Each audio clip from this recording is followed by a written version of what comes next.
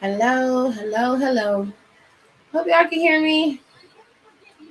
Hey, Nicole, Kenny, King, Jay, Hiram. Hello, folks. How's everybody doing? I hope you guys had a good day. You can turn the fan back on you, babe.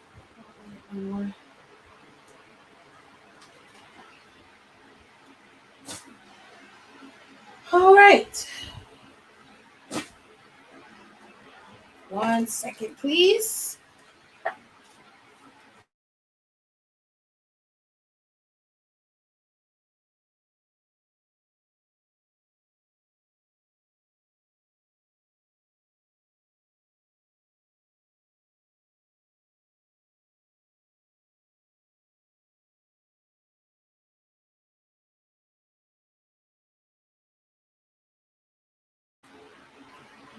Okay. Um. Oh, y'all can hear me. Cool. I did not have elevator music. Oh, heifer. I'm still working on the other music that Janae sent me, so y'all gonna have to wait for the change in the music. So you know how we was cutting up with the emojis. Why today I see a post that say this is a girl in bed with a bonnet on? Absolutely not. I refuse to believe that. No. Nay, nay. Nay. It's not true. Anyways, how is everybody doing? I hope you guys had a good day. Hope everybody is prepared. Yes? We're supposed to be doing therapy Thursdays. Okay, let me take this down for the count banner down right quick. We're supposed to be doing therapy Thursdays, and we're supposed to be able to have a safe space so we can talk. Yes, get some advice, have conversation, and talk about a few things. Now, I'm gonna give Alexis a break this week, unless she wants to come in. It's totally up to her. But there's some wrestling stuff that I do want to get out the way first. So I'm going to give you the time now to ask all your wrestling questions now so we can get it out the way and I won't have to hear about it later. Okay? So if you want to talk about wrestling, you got the floor to talk about wrestling. This is going to be the only time. We're going to do this for 30 minutes. So whatever you want to ask me about wrestling, go ahead and cue it up while I play my United States of Tiffany video right quick because I got one more video to upload and then I'll start taking your questions. Welcome to Jocelyn's Cabaret. Your every desire will be fulfilled. Your wish is my command. I'm here to please you, baby. Do it like it's your B-day. Do it like it's your B-day. Do it like it's your B-day, baby. Do it like it's your B-day. Do it like it's your B-day, baby. Do it like it's your B-day. Do it like it's your B-day, baby. Do it like it's your. All right. I did the best I could. I'm gonna upload this video right quick. It has my other song in there that Janae made. So we're gonna let that upload and then I'm gonna start taking some of your questions. Yes, ask y'all dwarf post questions. The dwarf. The queen. It's queen. All right, how are y'all feeling today? I'm just catching up on NXT UK right now, and wow, I'm impressed. NXT UK is a hidden gem that a lot of people don't care to watch or, don't really like, but it's actually very, very good. They got a lot of hard style wrestling over there, and I think it's fun to watch. Sometimes I forget that NXT UK is on and I forget to watch it, but you can always go back and watch NXT UK. It's a very, very interesting dynamic of wrestling and worlds away from what we already see now, but it still has the pageantry and storylines and the grandiosity of the type of wrestling we're used to It just is it's more hard style, which I really enjoy. Oh, thank you.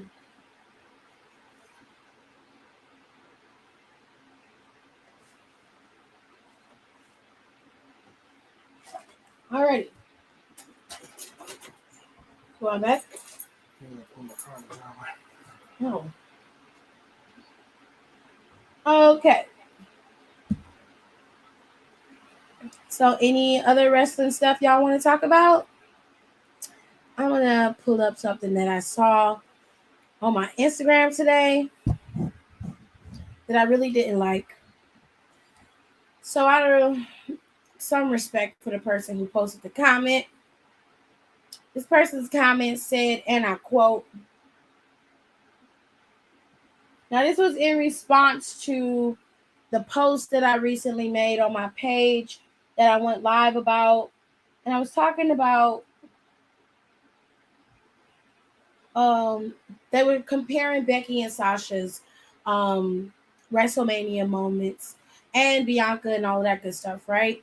They basically said Becky got over and worked hard to get in her spot. Well, Becky got over and got in her spot because of Ronda, and Sasha was in the main event at WrestleMania this year because she's Sasha Banks. And I disagree.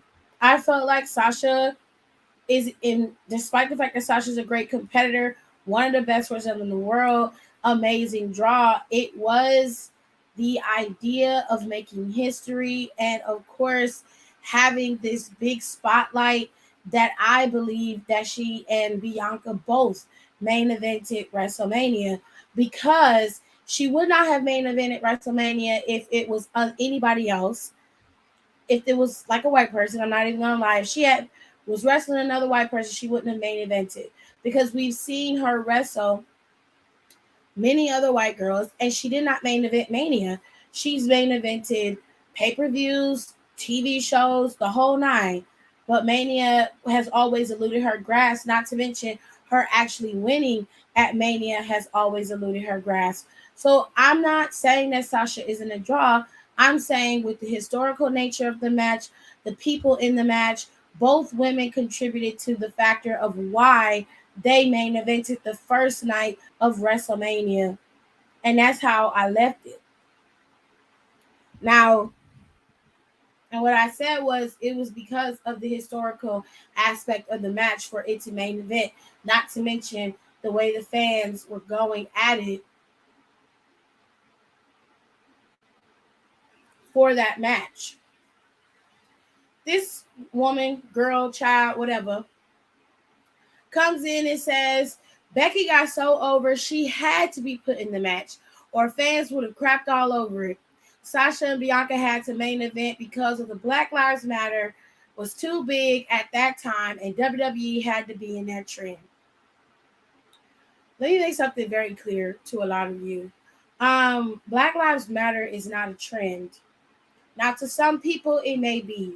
To some people, it might be a tagline. To others, it may be a punchline. Some people, and I'm not associated with the Black Lives Matter organization.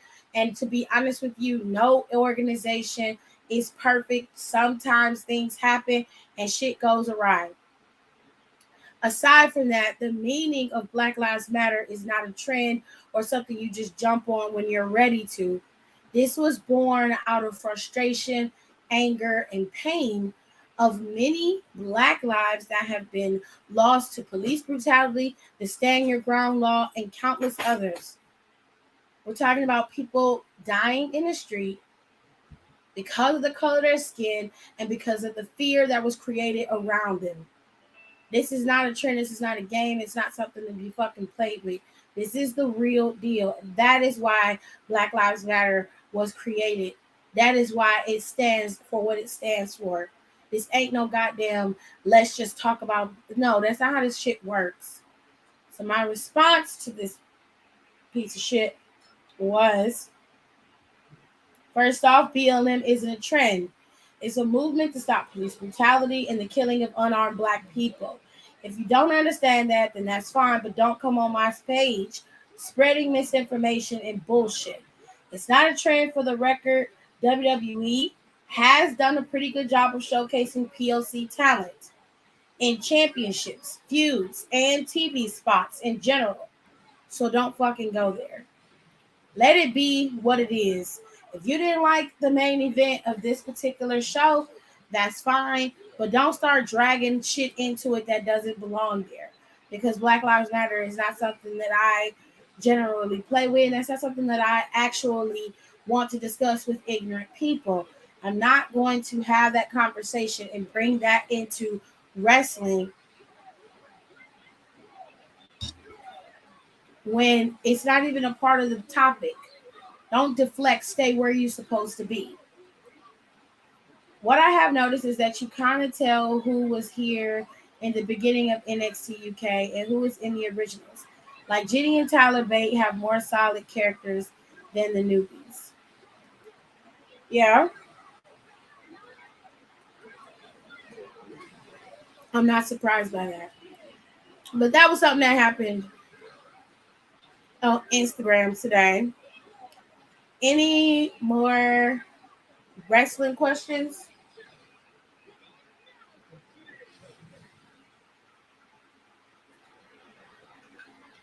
We gonna be quiet today? Nobody got nothing to say today. Everybody quiet.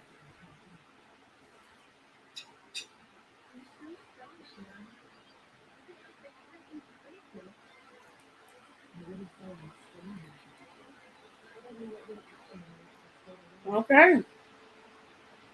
I guess we don't have no wrestling questions today.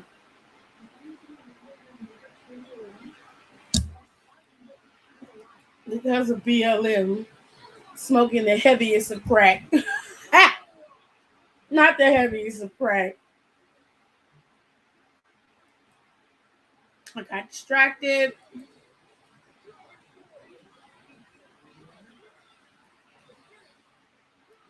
Not your love is worth $1 million. Do you think Beck is defending her title tomorrow?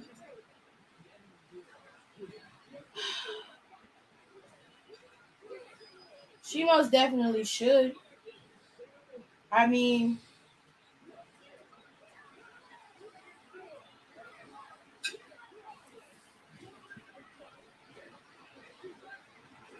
I would have her defend it against both of them.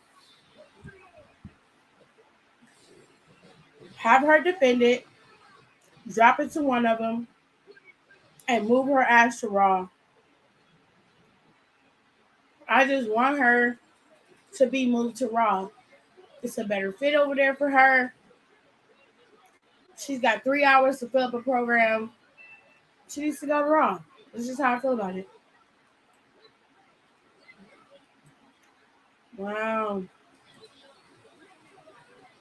Any more? Any more takers? She said, "Purr, drop it right back to Bianca. Thank you."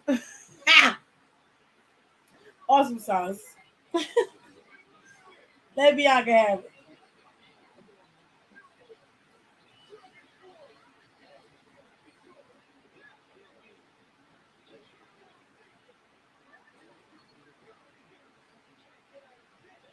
All right.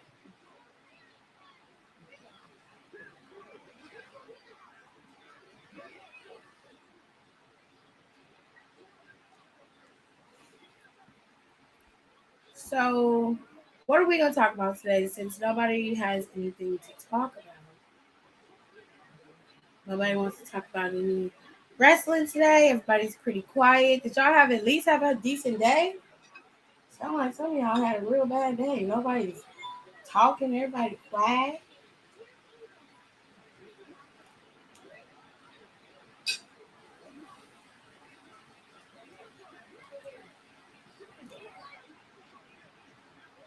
Wow. Interesting. Okay. I shall return, ladies and gents. 1 second. Smooth with a rhyme, 5 years plus doing musical grind. Hip hop and beautiful grind. I compose unusual lines. I'll talk with a 9 out of 5, 6, 7, 8. Let me demonstrate. They need lift spot. This one elevates the act stiff part. This one penetrates. That heavyweight musical grind. Beautiful grind.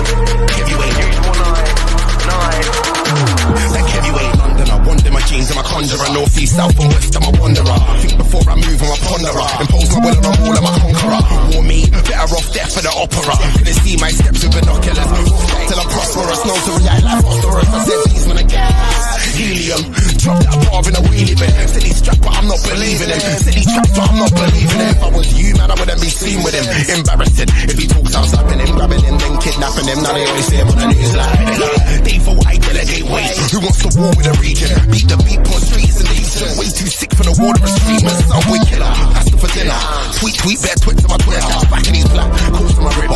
Sweet MCs, we bounce, let's take off.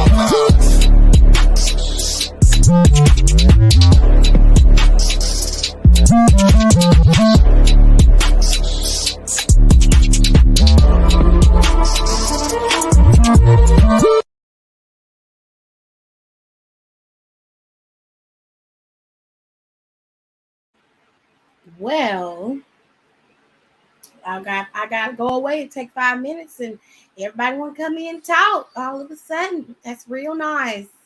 Y'all real nice to me. So we're not continuing the lyrics. No, we're not doing that. Yeah, I had a wonderful day. My day was good. Watching Impact. I see Deonna Purrazzo's attacking Mickie James at her house. Deonna plays no games. I like that in her. Yeah, my day was decent. My allergies kicking my butt though. I got hit by a golf ball, so my day was shit. Oh, that's How the hell did you get hit by a golf ball? Like where was you at? Like what? Was you at a golf ball range? Like, a practicing place, a facility, What is love? According to Webster's and the Googler, love is an intense feeling of deep affection, a great interest and pleasure in something. It can also be used as a verb. Feel deep affection for someone or like or enjoy very much. But love can be defined in many ways.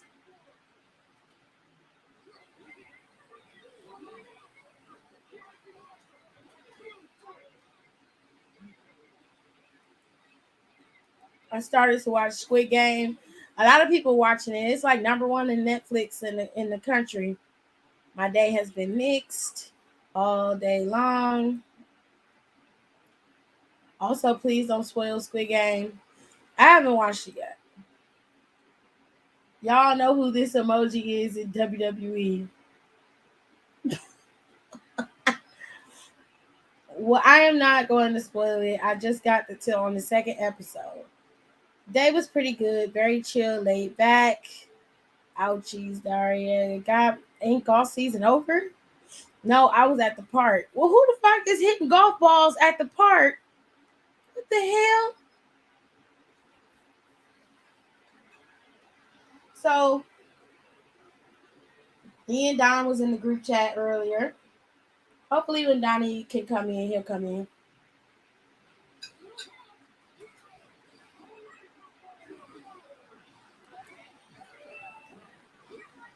Also, track has been kicking my butt.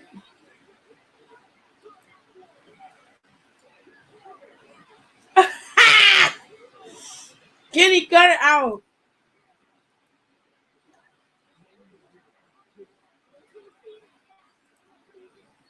So, Notorious Mercedes asks, what love is?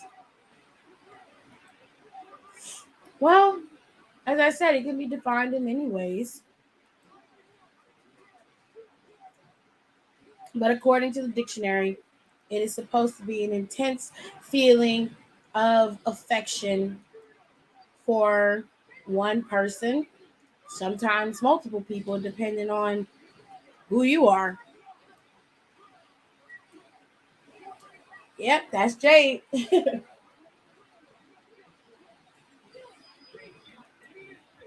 Love is a scam. It is not. Don't listen to Kenny. I think she would fit better in WWE than AEW. Well, ultimately, she made her choice as to where she wanted to go. She went to AEW and she seems to be thriving there, so I'm not mad at her for it.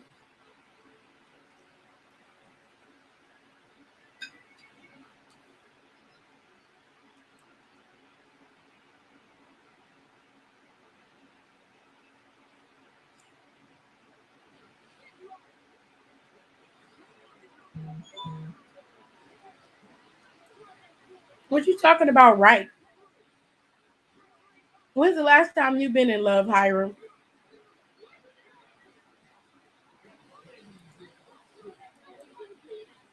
She was beefing with Red Velvet and we didn't even know.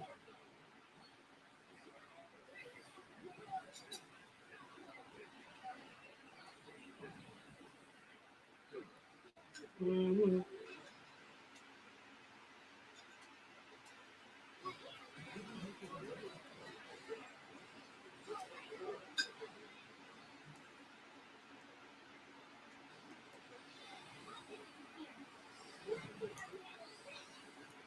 It's AEW talent.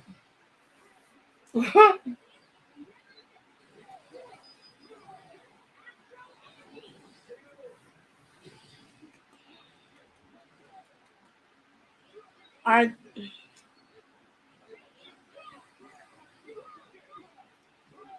love is never a scam. You might get scammed into being in love with somebody, but love isn't the scam. It's the person who you were in love with that's the scammer.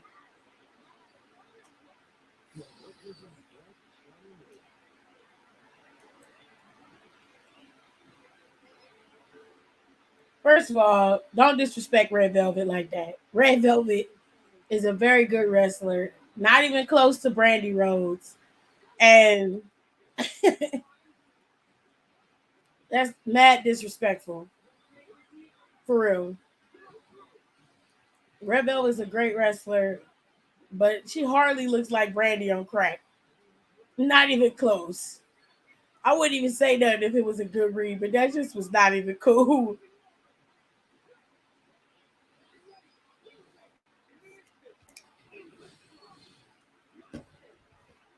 I gave y'all 30 minutes to talk about wrestling. As soon as we get ready to talk about something else, y'all bring in wrestling. I knew y'all was gonna do that. I mean, I was joking when I said that, Hiram. So if you getting scammed, I hope you can fight.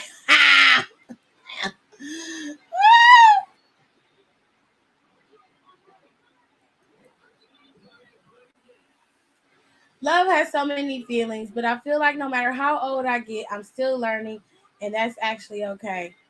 I've never been one to understand why people feel like you have to be in love in order to be valued or something.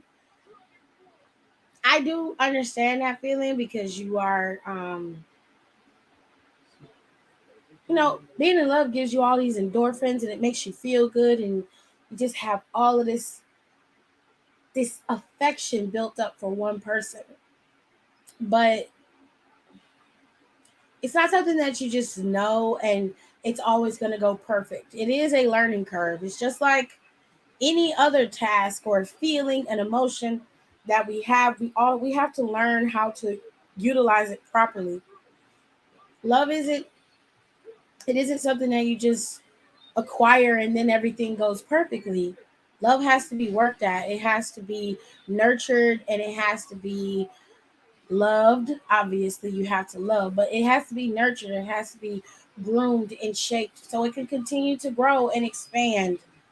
You can't just expect love to just be great all the time. Sometimes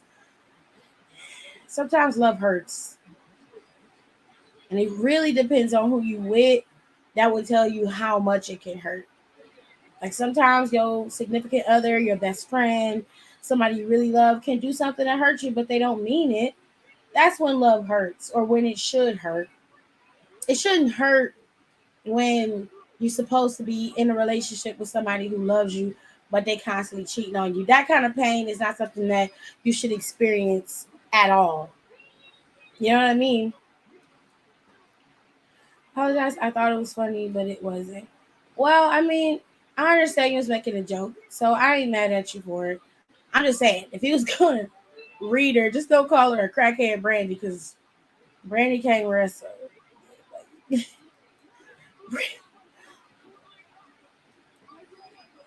Yeah, I can fight. Well, anyway, the chemicals make you feel like you're on drugs. Freaks me out. I ain't never. I don't. I've never felt that way, and I don't understand. I don't understand why people equate it to that. I do. I guess you could say you get a high where you're like in a place of zen, that like that whole time being in their presence just makes you feel better. So it can mimic a drug like feeling, but I interpret it differently. If everybody has a different love language, which most people do, the way you show your love and affection will gain you more points than you just simply telling someone that you love them. I've always found that that's like the best way to communicate with a person is to make sure that they understand how you feel, but be clear on how you feel. What would you tell someone who's not sure or confident in their appearance? What advice would you give? Um,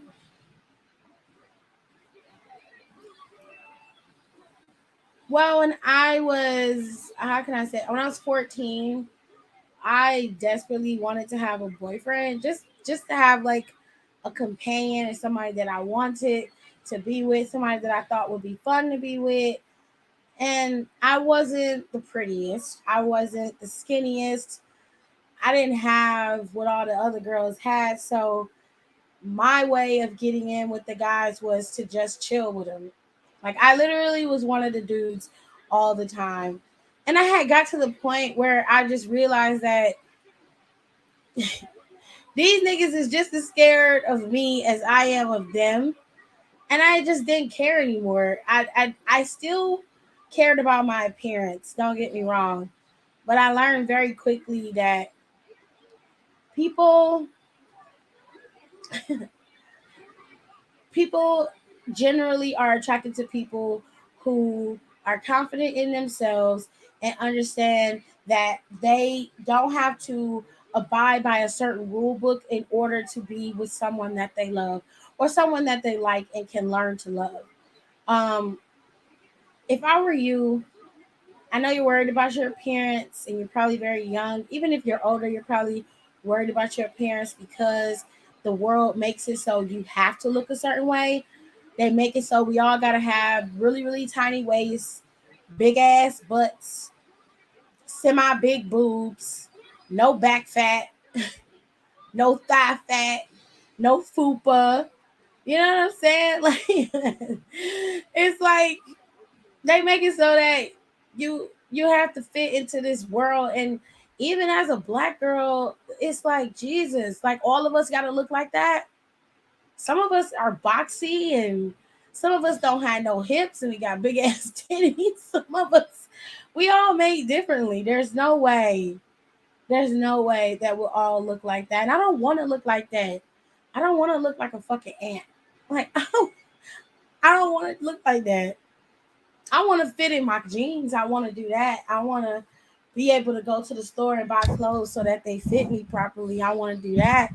But I don't want to look like everybody else. I want to look like me.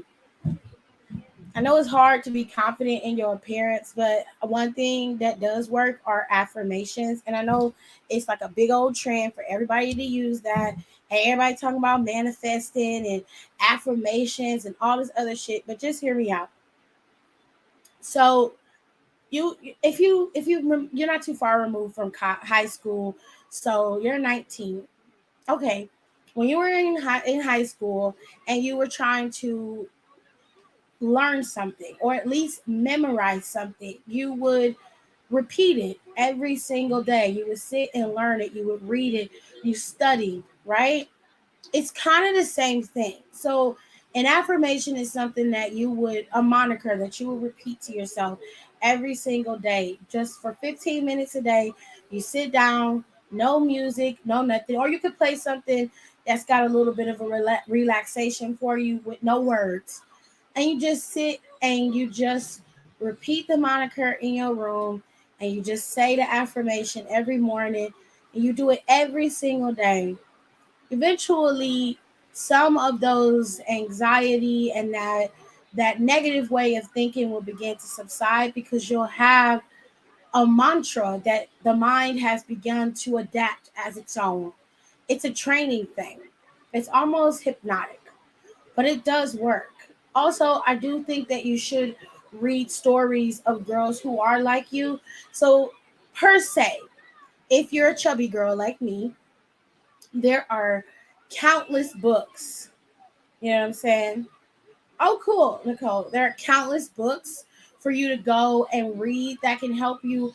And really, more, it's like understanding that your fat black girl experience is not a monolith. You are one of many. I didn't realize that until I started reading some of those books, but it does help you to understand that you're not alone. Also, you need to surround yourself with people who are positive people who care about you and are going to uplift you and give you um oh cool and give you that extra boost of confidence. There are people, there are communities, there are all kinds of things. Oh, good, Don's here. I'm gonna let him in a minute. But there are people out there who will be your friends and actually support you and not trash you. You want to be around people who are going to give you positive feedback. Okay, they're going to give you positive conversation. They're going to tell you the truth, but they're going to be uplifting. They're not going to try to tear you down. That's how you keep yourself together. You surround yourself with like-minded people. You surround yourself with people who have goals in life, who are driven, and that kind of stuff will rub off on you. You need to have people in your life who mean you good, not people who mean you harm. That will help you push through, and it'll help you understand that you're not alone. Just because you look like this, it doesn't mean that you're not going to find the one you want, and that life can be easier, life can be positive as long as you create your environment. And that's all. And you build your confidence. If you don't know how, I always suggest books because books are my comfort zone and that's all that I know. But if you're 19, if you work and you want to go to a therapist, you can. Um, Past traumas can be difficult and they can also be a part of impeding your growth and helping you get to where you need to be. So maybe you can look into getting a therapist, but sometimes for some people they don't always need all of that. It's not always a traumatic event. If you're chubby like I am, there are thousands of sites for you to find clothes, plenty of places for you to dress and find different things to wear. Sometimes just a change of scenery, change of clothes, and a change of the people in your circle can help boost your confidence too. Nicole's here. She's smacking. I ain't eat. I just got off work and I'm eating my salad. I didn't get to eat during the podcast because Terry was yelling at me. What? He was like, "Go, go!" He's like, "Hop in the stream and promote." I'm like, "Nigga, I just got off of work." But shout out to those wrestling girls. Shout out to podcast. Happy podcast day. I'm gonna start. I didn't know it was Stop. podcast day. It was podcast day. Yeah. Damn. I'll retweet people tomorrow. But just to piggyback a little bit off of Tiff said, like, and I said in the comments, like finding like a good like circle of people who like really are genuinely supportive and like just care about you and just care about your well-being and is just uplifting and stuff. Like I am like super thankful for like, even though they're all psychotic, but I'm grateful for like the group of friends that I have. Um, Especially because like everyone is just so genuinely supportive and cares about each other, just like as human beings. Like I remember my uncle suddenly passed away a few months ago, and I remember, and it happened like during like a lot was going on. Like I literally just started a new job. I was off in Cleveland training, like staying in a hotel. Like there was just like a lot going on, and I remember I remember I texted them everyone what happened. And when I tell you, and like we have two group chats. We have one that has like the guys, well, there's like three if you want to be technical. There's one that has everyone. There's a separate girls one, a separate guys one. And I texted everyone what happened. When I tell you, like 10 minute, like couple minutes later, like everyone's texting me, calling me, texting me, calling me. I was like, I can't answer any of this. And one of my friends who, because she had like a weird work schedule that week, and she was like, are you okay? I was like, I just want to be by myself tonight. I was like, I'm just gonna go to my hotel, and then I'm gonna go to my mom's the next day, go to my family's. And like the whole week, and she was like, because I was talking about like how much room I had in my hotel room, she was like, well, if you need me to stay, she's like, I can, she's like, I can take like this extra day off work and I can stay with you if you want, if you don't want to be by yourself. Oh, And that's then sweet. and it was just like, and it's like generally in part, and then also like again, like confidence issues, like 9 times out of 10, like everyone's like, anytime we go out or anytime we all do something, like we're always at each other, like, oh, you look so good, or blah blah. It's just having those people around you. It's important. Yes, I feel like people my age don't give a fuck. That's why I try to make friends older than me because they always mean well and are informative. Thank you so much. Oh, you're welcome. Well, you're 19. Most 19-year-olds don't really give a shit about anything. So, I know I was one of them. I mean, I'm not surprised by that. But a genuinely good person would listen to their friend, even if they don't care about a lot. They still would actually care enough about you to be like, okay, what's going on? You know what I'm saying? Um, you can still have friends that are your age. You compartmentalize your friendships. So, yes, you can be close to someone who is 19. Yes, you can be their friend. You guys can kick it. You guys can chill. But if you know that the emotional support isn't there or isn't enough for you, then you have another person that you use for that kind of support. And it's not that they're a bad person, they just don't have the scope to be able to help you through what you're going through because they don't understand it. So you're going to have to find someone who understands it and then utilize them as your means of emotional support, or the support when you're down and you're out and you really need help, and they are like there to comfort you. All of your friends should do that. Like Nicole just said, like all of her friends rallied around her when she needed them. Despite what was going on with them, they understood that she was having a rough time and she needed someone. So all of them called and they texted her. They were willing to stay with her for a little while to make sure she was okay. Because that's rough when you lose somebody you're very close to. So that's what I'm saying. They understood the scope of what she was going through and they put their personal feelings aside to help her. That's the kind of friend you want. But all of your friends are not going to exhibit that behavior. And that's not always a bad thing. Sometimes they just don't have it in them to do what's necessary to help you through. But I want you to understand something. You are going to have those friends or those kinds of people that are energy leechers. And what they do is they don't listen to your problems. They want you to listen to theirs. Okay? They'll find a way to make it always about them. They'll change the conversation. And that's not somebody who's an emotional support. You want somebody who's going to listen to you, who's going to help you through. And then once you get yourself together, if you can return the favor, you do. As simple as that. So you have to understand the people you're dealing with, people you're around. If you know that this person is like that, like an energy leech, yeah, you might want to just get him 50 feet for a little while.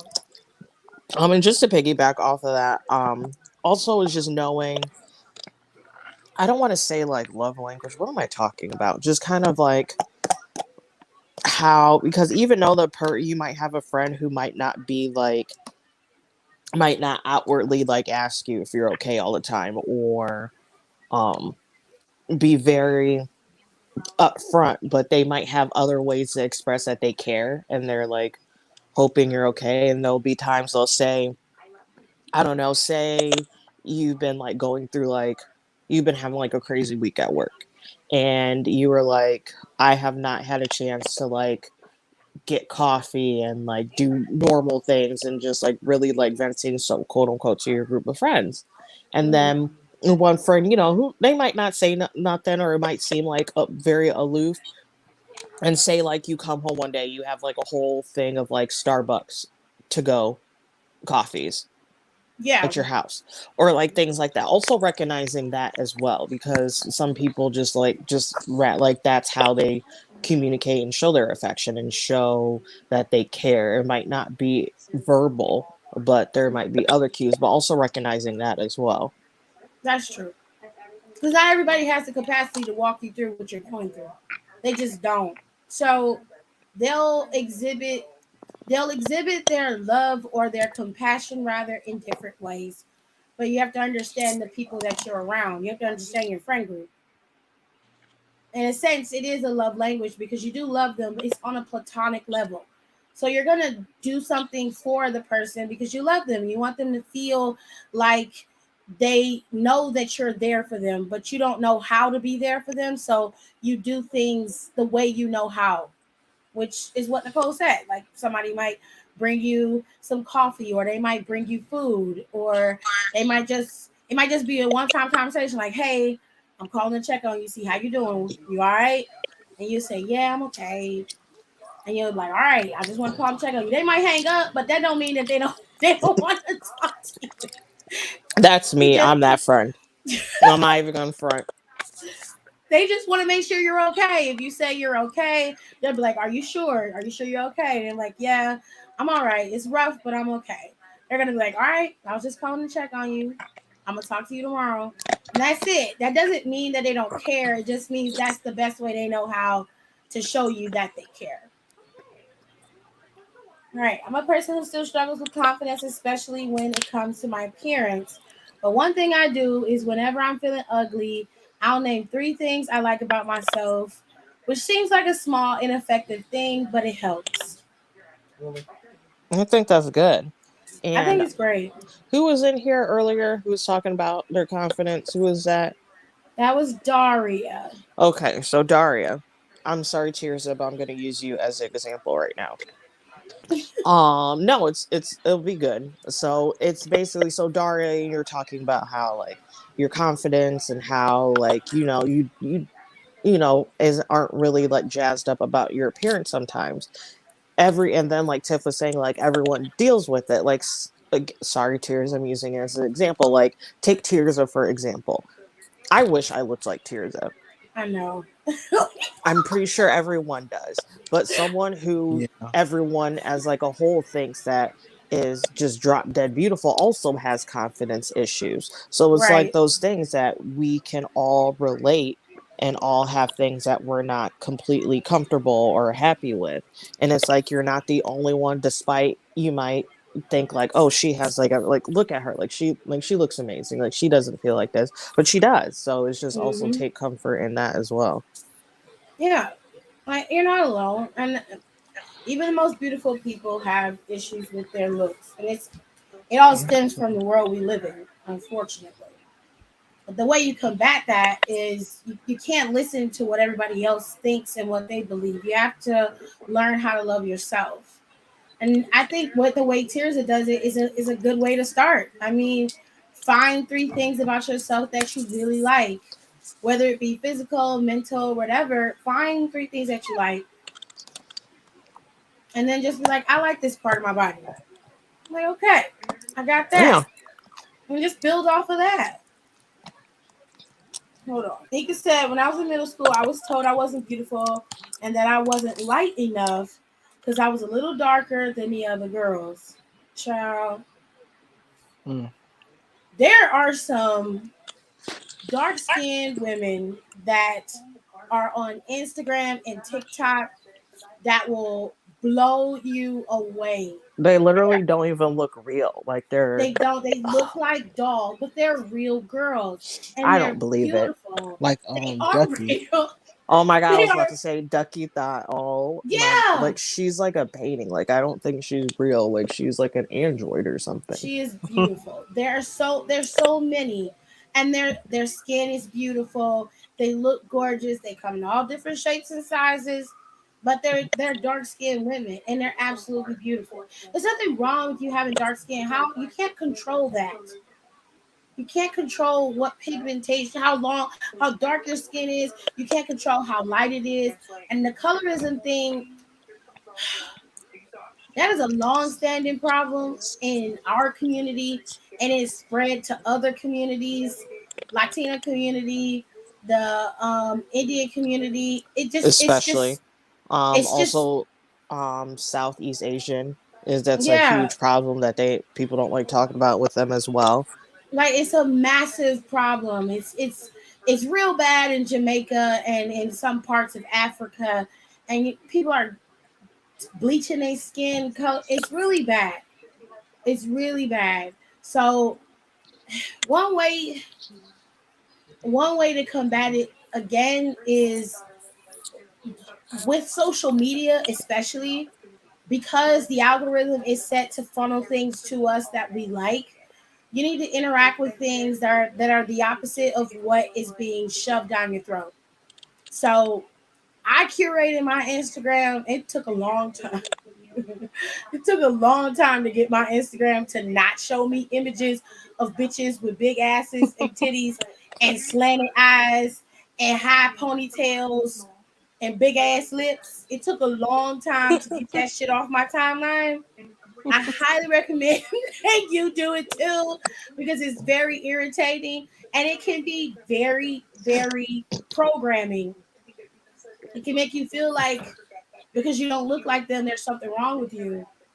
I don't see none of that shit on my timeline. My timeline is full of wrestling and big bitches. Okay? Period. That's all I see. I see what I want to see. I am not going to spend my time on shit that I don't have nothing to do with none of that colorism stuff, and I'm not going to tolerate it. And I don't think you should tolerate it either. Furthermore, nobody can dictate to you what you should look like and how you should be. If you dark skinned, you dark skinned. If you light skinned, you light skinned. That does not make you superior to anybody else. You just dark skinned or light skinned. That's it. I can tell you right now, you can still be ugly and be light skinned. You can still be ugly and be dark skinned. Okay? It doesn't matter. Ugly does not discriminate. It don't. It don't. Like everybody. Oh, So I wouldn't even worry about that. See, and this ties into things I brought up recently, but I never had a solid friend group. I kind of cycled through a few, and none of them were healthy. That's messed up. Not to mention, I never had a car job, so I kind of got left behind. Junior and senior year when COVID hit, nothing really changed for me. Oh, baby. See, I was in high school a long time ago, but I ain't had no car. I didn't either. You just need one friend with the big enough car. Yep. And that's all and that's what we do. That our one friend, I forgot what is a View. Is it Chevy? Is it a Chevy View? I don't know. I don't know, but it's basically I don't know. It's like some mom like it's like a sporty mom SUV. Yeah, van. like one of those shit. Yeah, like no, it wasn't a van. It was like a SUV sort of. It was like an SUV adjacent. Like a Chevy Traverse. Yes. The Traverse is good. That's a big enough car. So it was my friend had one, and when I say we used to fucking pile in that shit, it'd be like eight of us. We'd be like, oh, let's go Cosmic Bowl. And we would pile into that, or we'll be like, let's leave school early. And we would be like how many people we could fit in there to go to South Park or Strongsville Mall and like walk around and like buy a shirt from Charlotte Russe and then go to Chipotle. It was good fucking days. I miss it. Like we had had some amazing days. I remember one time we skipped came back. I don't know why we came back. We came back to school because a couple of us. I had to grab something of mine, and one of my other friends had to grab something, and they were like, okay. And then my friend was like, okay, I'll just drop everyone back off, or I think we're gonna hang out again afterwards. And we were. I remember I walked, and I had like two shopping bags. The teacher saw me, and they were like, "What the f?" And I was like, Mm. "All right, hi, bye." Right. No, but like I didn't have a car, and I catch the bus wherever I wanted to go. Most of the time here in Cleveland, you go to the mall, you go downtown. It was Tower always City. downtown. Okay, you always go to Tower City. Oh shit, Dark Side of the Ring. It's on now. Wait, who's on this week? It's the barbed wire. Do I want to watch Oh, it's this? recording. I have a recording, but I don't know. I might want to watch it live. Sorry. I interrupted This one is everything. it's still got the Chris Canyon episode on right now. Oh my god, that It must have replayed. That's all right. upset me upset. Oh boy. So I would just catch the bus if I wanted to go somewhere with somebody. I would catch the bus. I might call a friend, or like nigga, we walked park to our friend house. Like we walked everywhere. So I know it seems strange now, but back in the day, we ain't had no fucking cell phones. A bitch had to get the damn payphone and call collect and try to get around. It was pretty bad, but we still had fun though. We would cut. Okay. I think I cut school once, and I went to my friend's house, and she was her and her sister was in the house. They was smoking weed. We sat in the garage and they just smoked, and I just got the contact high. I didn't smoke. I just sat there. And they was like, "Tiff, you don't want to hit?" I was like, "No, I'm cool." Because I had to go home. And I got real Christian. I had real Christian parents at the time. They weren't as lenient as they are now. So what I did was I put my coat and my book bag in the house so it didn't smell like weed. I sat in the garage and they passed the joints between each other, and I was like, all right then. And all of a sudden I just started laughing. I was like, oh, that's what a contact high is. Okay. Went in the house, made some pierogies and shit. That shit was fire too. Drinking up Kool-Aid and eating pierogies and acting stupid. And then her mom came home. We almost got caught. Had to sneak out the back of the house and go down the street, and then come down the street like we had came home from school. Because she literally lived around the corner from the school. The school sat in the middle of the neighborhood. It was rough days, but they was fun days. I've been told that I'm the advice, humor, and therapist friend, and it makes me feel good that they can all come to me, but I go through my own problems, and it's hard I guess you mean it's hard for everyone else to hear. See, that's why you got to curate your friend group so you can have a person who you can go to and talk to. I learned my lesson doing that a long time ago. I only give out advice when you ask me.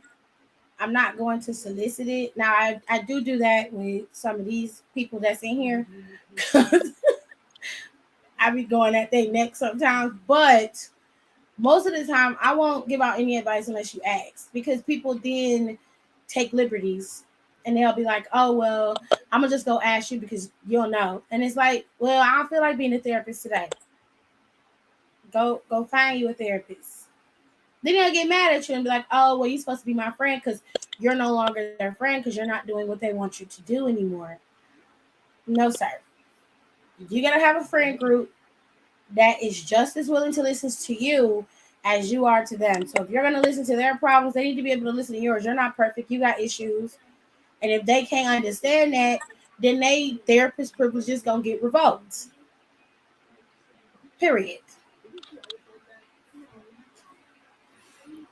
All right, let me see what else Rico said. He said that combined with manipulative parents and being the only gay kid within a 10-mile radius really isolated me throughout high school. Like my relationships are few and far between, and they don't last long either. But I feel like that's Oh, kind of okay because you still young. you have time to make changes Yeah. so that that doesn't happen, but you also have to. I feel like you're very very hard on yourself, and a lot of things that happen with you, instead of you looking at the situation and accepting what it is, you internalize it as you being the problem, and then you overanalyze what you could have done to fix it. The reality is, a lot of those, some things that happen to us are meant to teach us something. Not everything is meant to harm us per se. Although in the midst of the issue, it may harm you. It is hurtful. It is meant to teach you a lesson. Sometimes you have to look at a situation for what it is and be like, you know what, I there ain't nothing I would have changed to make it any better. So I'm just gonna let this shit go. It is very difficult to be gay, to be out and open with it, and actually be able to have, because you can't have your family, because some families don't want to be around you because of what you like to do, and what you, of who you love, and the people you choose to spend your life with. It's something you can't help. That you can't help who you love or who you want to be with, who you're attracted to. It's very very small minded for someone to disown you because you love somebody of a particular sex, be it opposite or same. It's just small minded thing. And they're not mature enough to handle this type of conversation, then they're not mature enough to be in your life. I understand that it can be very, very lonely, but at the same time, you gotta protect your peace. If your mama giving you trouble, I'm telling you the truth. If your mama is manipulative, if your family members are manipulative, and you recognize that, you see the behavior, you're calling it out, and they're not changing it, nope, you got to go. I will deal with you on my terms, but we're not going to have long conversations about what I should be, where I should be, and what I should be doing. We're not doing that. You're not going to break me down so you feel better about yourself. We're not doing that. You're not about to manipulate me into doing something that you want me to do. We're not doing that either. I'm going to live my life the way I want to. You out here living your life the way you want. Nobody's telling you what you should and shouldn't do. Then the same respect should be given to me. You gotta set boundaries. Your love life too. Friends Facts. too. They don't have the right to be in your space. You gotta protect your peace. Simple as that. And if I was you, Rico, I know I say all the time, but like if you can't read it, get some Audible books. You need help to help you change the mantra that's going on in your head. There's a lot of negativity swirling around, and you can't get it out personally. So you got to find other ways to push it out. You've got to curate your friend group so that there are people around you that are motivated, that are trying to love you past your pain, not love you and put you through pain. You want people who are going to be there for you, who are going to be supportive, and you want people who are going to be your friends, not somebody who's a fly by night. They're only there because you give them something. They want something. No, no, no, no. You don't need leaves. You need roots. Okay. So everything else is just white noise because you got to get yourself together. Mentally, you have to be together in order to be able to recognize when those type of people come around. If you're still in that negative space, you will attract those type of people. They smell it. They're like bloodhounds. They come for you because they're predators, and you're an easy mark. I'm telling you. Big facts. All facts. Okay, Don's be back. He said he's not falling asleep. He coming back. I know. I probably need to leave soon before I do that. All right. Let me go back to the other comment. I've always been the type of person to come from a place of love, but I've had several moments where I'd be friends with people who took advantage of that, and that made me feel like I was crazy. Thank you. Yes. Um, Matt, he answered the phone like that. yeah. Yes. That's how he answered the phone. Um, being a person with a big heart can also make you a target. Yeah. It can make you be someone that, again, someone who is manipulative and they're an energy vampire and they need that love and affection. They will latch on to you. They will get what they need and then leave you hanging high and dry. Again, you have to protect your space. What you have to do is recognize those behaviors in people around you. Don't give people access to you so quickly. You can't do that. Giving people the benefit of the doubt nowadays gets you hurt. Now, I'm not saying everybody is out to get you. I'm not saying everybody's going to attack you. What I'm saying is there's levels to this. People have to earn the right to be in your personal space and in your business. I'm not going to just immediately invite you to my house and we ain't got to know each other. No, that's not how this works. We can chill at the bar. I mean, we can Oh my talk on the gosh. phone. Like, but you're not coming in my personal space. This is my house. This is my place of peace. This is my solace. If I don't know you like that, you can't come in my space. Mentally, you can't be in my space either. Because you're not going to take up room in my mind and you get to go out and live free. You ain't paid no rent. No, fuck that. Come somewhere. This last one? So you're going to get another box of these? Thank you so much. I appreciate it.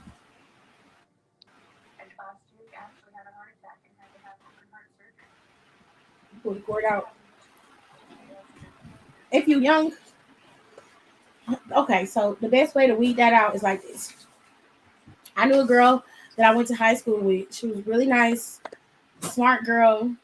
But I noticed something when we was, I think we was in our sophomore year. Like all of her friends were short, they were chunky, they were of darker tone, and they was all fat girls. All of us. She was tall, leggy, long hair, light skin. A lot of boys were attracted to her, but she wasn't the only one. Okay, but I'm just saying, I noticed that she had her friend group around her, and it was very clear how she behaved. That she selected certain girls to be around her so that she would stand out in the group. I never understood that mentality because I always thought that was so weird. I They think do that. and I've talked to other friends about that. I was like, why? I was like, I love like be like. I use one of my friends for example. Like she literally looks like a fucking mermaid. I'm like, yes. I'm like, look at you bad bitch. Like, why wouldn't you want be surrounded by that? Like, why wouldn't you? So that's why I always think it's so weird when some girls have that mentality. It's like, don't you want to surround yourself and like, oh my god, like look at this, like look at this baddie. She's my best friend. Oh no, then they'll big you up. Oh, you look good, knowing you don't look that good. That's why when y'all go to the club, see, she get all the drinks, and you gotta sit there holding it. Mm-hmm. You Fuck. gotta be able to understand and recognize those type of people. And I stopped messing with her. I was just like, oh, okay, I see what you on. You like having girls around you who fat, so you can keep pulling niggas. But she ain't realized that dudes like fat girls too. And Facts. anybody can pull a man as long as you know what to say and you got the right kind of confidence. A dude to be attracted to you too. Okay, Mercedes said, make it feel like I was crazy and it was hard being that I was always wanting to see the good in everyone, but the hard lessons we are taught that what taught me is that it's also okay to have those boundaries. You don't have no choice. It's either that or you're gonna keep getting hurt. You Yep. have to. My whole life, I've been very observant, and I'm that type of person who notices the little tiny details. It's hard because if something is wrong, I want the world to what?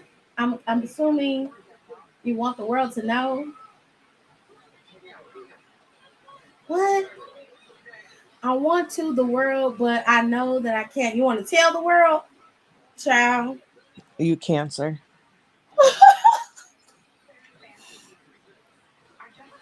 No, everything is not meant to be told. Even if you notice the tiny details, I'm starting to believe that you like being the go-to friend of therapy and the goofy one and the funny one because it gives you a place.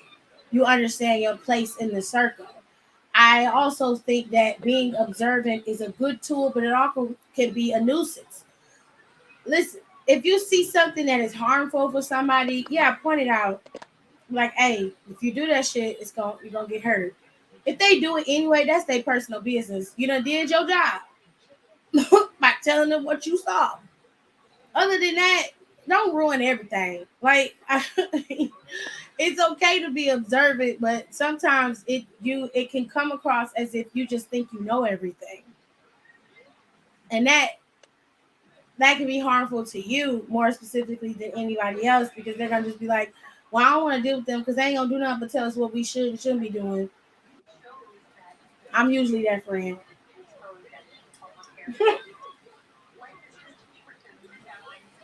My confidence has taken a major hit since my neck is injured. I know your neck injury is hard, but and I know that dance is a part of you. It defines you, but that's not all that you are. It's a piece of you, and it's a major part. But seriously, you're more than that. So I can understand how it could take a hit, but there's more to see in life and more to experience than just the dance. You can think about what you have done and completed in dance, and then you still have more to go. You're not done yet. This is just a bump in the road. It's a pretty big bump, but you'll get over it. I promise you that. While it's very eye opening for me because even as a man, seeing certain pictures of people and influencers on social media can be mentally destructive. It has had me feeling like I'm supposed to be 6 foot, built like an action figure, or have a sharp jawline, perfectly white teeth, light colored eyes, and a deep voice. I'm still letting it go, to be honest, and learn to accept all that is me. That's very scary, actually.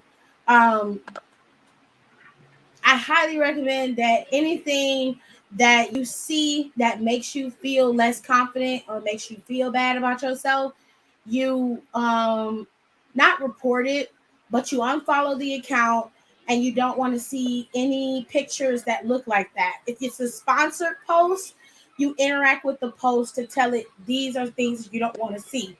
It's irrelevant to you.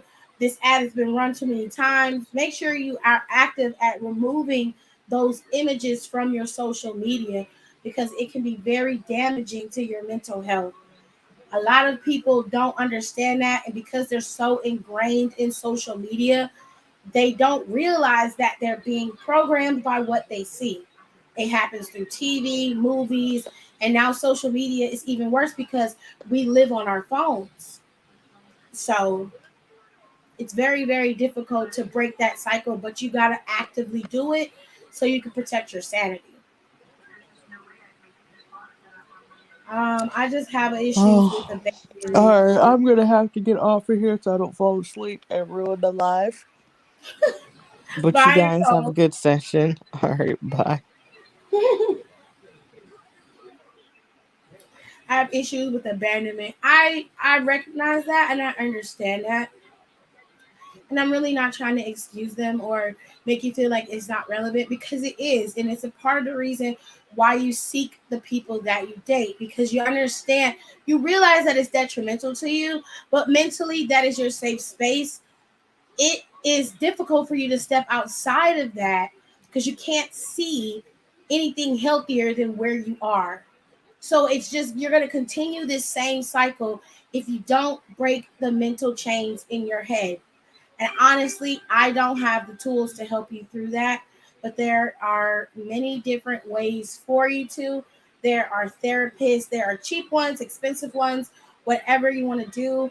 There's some TikTok therapists that have videos and lives that you can try to sign up for and be a part of. There's YouTube videos where there are therapists on there giving free advice for people with those same issues. There's all kinds of ways to help yourself get out of this sinkhole that you've gotten in due to other people's actions, not to mention your own thoughts that have been shaped for you. But you have to actively try.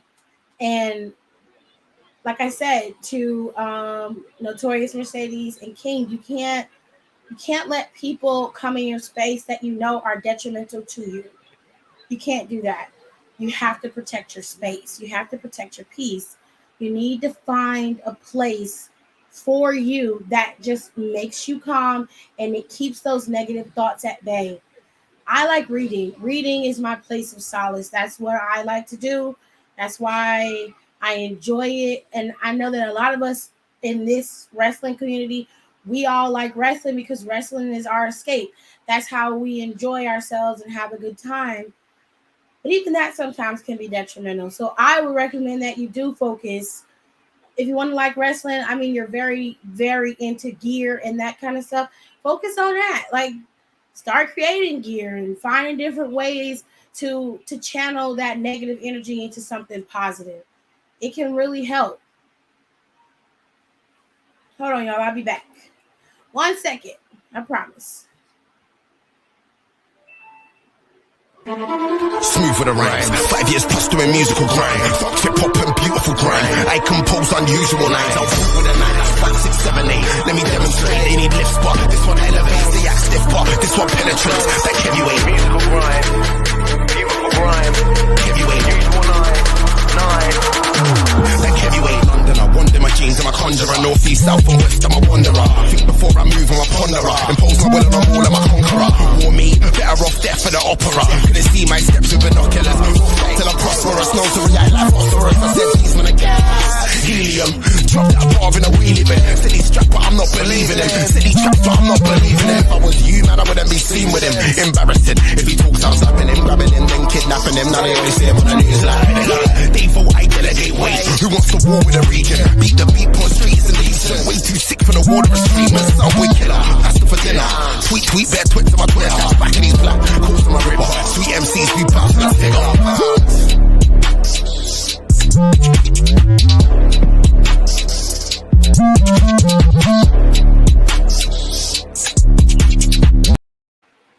All right. So I'm back, y'all. I had to fix something right quick. Okay, Teresa said, I have abandonment issues also, but that stems from me being placed in foster care and a group home when I was a baby. But therapy helped me a lot. Yes, therapy will help. I highly recommend it. I know a lot of times in the Black community and in sometimes the Latino community and just people of color in general, going to a therapist, it can always often have a negative connotation to it, as if you're crazy or something. And honestly, going to a therapist is better than trying to talk to your family or friends because they don't have the capacity always to understand what you're struggling with. So going to a therapist can help. It can really help get you over that hump and maybe clear out some of those cobwebs that's causing you so much pain. As I got older and started going into high school, I was pressured into something I didn't want to do, and I was asked, do I take bars? What the hell is bars? What is that? You also got to know that special Kegel move. Facts. What is bars, Nika? What is that? No, I meant help. Okay. I used to be the therapy friend in my groups, but after a while, I realized no one was listening. So senior year hit, and I said, fuck it. And then my own problems hit, and I said, wow, how was I, of all people, giving advice? Had a whole eating disorder that I was ignoring. Oh, wow. Listen to me. You can give advice when you are not dealing with your own problem. It is very easy to look outside yourself and see other people and see how to fix their problems, but it is much, much harder to look at yourself and fix the things that is wrong with you. It is easier to look at someone else and say, I know exactly what you need to do, but it is very, very hard to keep yourself together and fix what's going on with you. Trust me, it is very, very hard. I wouldn't say that I'm the therapist friend. I would say that I'm the confident friend that hears people out. Nene Too Fresh came through with this track. That sounds like a wrestler's theme song, right? Donnie's still here, so when he pops back in, I'll go to the topic of the conversation. We were talking about love. So there was a post on Facebook that Don shared in our group chat. And the post said, after 2 decades of marriage, Mrs. Smith says she wants to know what real love is. So fuck Will. Fuck 20 plus years of marriage. Someone check on this man. She's so embarrassing. I'm I came serious right about on Janae making time. my theme song. You always come when you summon them. Always. I came right on time. um, this I don't agree with. I think Will Smith and Jada Pinkett aren't exactly the epitome of what love, what a For healthy married relationship people. should be, but they are the example of what an alternative relationship can be. So you have what most people would consider to be a normal standard relationship. Man and a woman. Okay, great. Or a man and a man or a woman and a woman. Just two in a monogamous relationship. I don't think that Jada Pinkett Smith loved Will Smith as much as he loved her. That doesn't mean that she doesn't love him. Um, it means there's a certain kind of love that she has for him. But I think she loved Tupac more than she could ever love Will Smith. That's just the truth. Hmm. I believe that she loves him as he's her best friend. I think she loves him romantically, but I think there's a level to it. I think it caps off, and I think she understands that she was stepping outside her marriage for a reason, and I think that's where that statement stems from. I want to know what real love is, and that's a ruse. Real love is a ruse. It is designed to make people feel as if they have to have this standard set of rules and regulations in their relationship, and everything has to go by this setup in order for it to be real love. And that's not true. Love varies by people and it varies by the relationship. Love can be toxic, love can be dangerous, it can be obsessive, but it can also be beautiful and amazing and make you feel like you could do anything in the world. It has variations. I think where Jada Pinkett is in her relationship with Will Smith right now is that she loves him, but they got to get back to the love that they had, I guess, or a new version of their love, so it doesn't come across as if they're just in this bad marriage, which they themselves have called, bad marriage for life. They ain't gonna ever get no divorce, but they do step outside their marriage. We heard rumblings about that shit years ago. She was like, "You gotta let a man be a man," and I was like, what the fuck that mean? I don't understand what that means. He can be a man and still be faithful. Now, if y'all got an open relationship, that's a whole other topic for a whole other day. But Will Smith being with her, I remember when he described how he felt when he saw her. He said, when I first saw her, she was on set of A Different World, and I knew she was going to be my wife. I loved her. At that time, he had a wife. He had a whole fucking family. not exactly the ideal way to start off your relationship, but some relationships don't start off the greatest in the beginning. I've learned that. I understand that, but they've always had issues in their relationship from the beginning. They have been not exactly the ideal couple to be like, oh, couple goals. Quite frankly, nobody is couple goals. Nobody. But they for damn sure not. I mean, every time you turn around, it's some shit. Like Will Smith talk about, he was in love with Halle Berry at one point, or he really liked Halle Berry at one point, and was trying to and said he could have slept with her while he was still married to Jada Pinkett.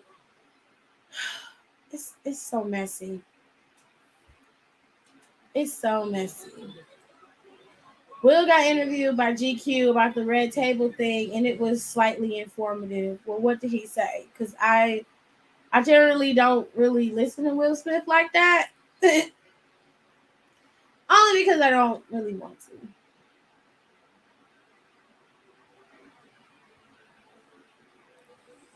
I like the fact that he said he had thoughts of dating Halle Berry on the side. I'm back again. He's like, yeah, I wanted to have Halle Berry as a side chick. Mm-hmm. Well, I'm just saying, like, people just don't know that love is just like so expansive, but it's so fragile. Like, you can stop loving somebody. Yeah. I'm not saying that she stopped loving, but one day you just just wake up and be like, can't do it. Sometimes you get overwhelmed. Not that, she wasn't just like saying fuck Will. She wasn't like a notorious cheater. Yes.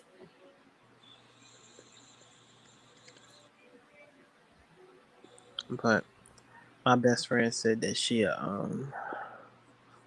bald headed hoochie. Oh. Yeah. She ain't nothing but a bald headed hoochie. Oh, ain't no juice in there. Dang. Whew.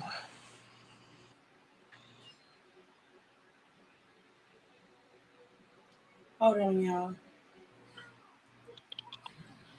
One He second. said that him and Misty Copeland had a thing. And August may have. Smooth with a rhyme. 5 years plus doing musical grind. Hip hop and beautiful grind. I compose unusual lines. I'll fuck with a 9 like 5, 6, 7, 8. Let me demonstrate. They need lift spot. This one elevates. They act stiff part. This one penetrates. That heavyweight. Musical grind. Beautiful grind. Heavyweight. Usual 9. That heavyweight. London. I wonder my jeans. I'm a conjurer. Northeast, south and west. I'm a wanderer. Think before I move. I'm a ponderer. Impose my will and I'm all. I'm a conqueror. Sorry about that, y'all. Okay. Don was reading this. He said, but him and Misty Copeland had a thing, the ballerina, and that August may have thought that Will gave him okay, but he wasn't. First of all, the dynamic of their relationship is odd. It's extremely odd to me. And I usually don't try to speak on other people's relationships, but they put their shit out there for everybody to see. And it seemed like Will Smith is telling everybody his business to keep people off of Jada, which is fine if that's what you want to do. Protect your wife. You should protect her. But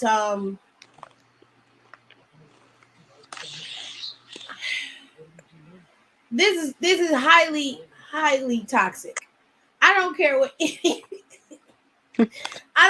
anybody says. It is highly toxic. Your relationship is not working and you're stepping outside of your marriage to fulfill needs that should be given to you by your wife.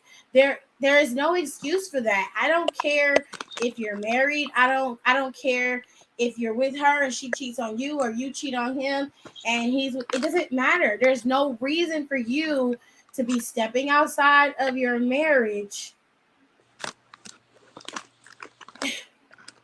to fulfill needs that your wife could be giving you. I don't understand that. Why?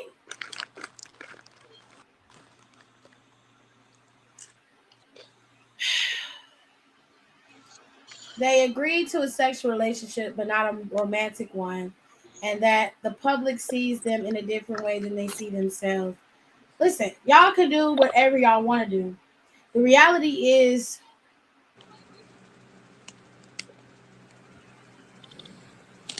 oh shit. Oh, she got black eyes.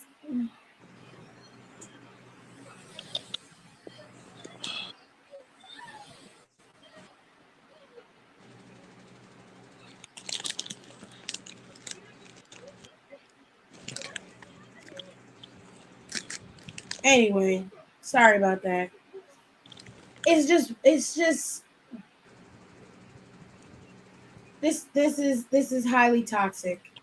I'm sorry. I know that there are alternative relationships and everybody should be able to have the relationship that they want. But at the same time, y'all don't even want to.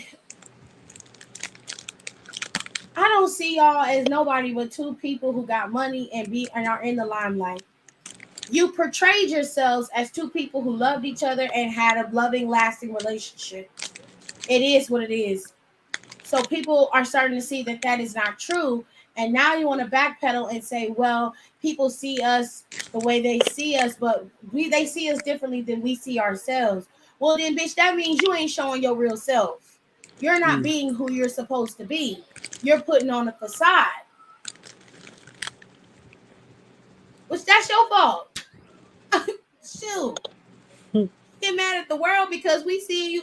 You're supposed to be Will Smith, Jada Pinkett's husband, actor, the big old money maker. Okay, Jada's supposed to be actress, singer, songwriter. You a rapper. You exist in all forms. Like, what is going on here? Y'all mad at the world because they see you as supposed to be a loving couple with two children who partially crazy. It makes sense now why they partially crazy, because y'all crazy. Okay. It make perfect sense. Yeah, because y'all done lost your damn minds.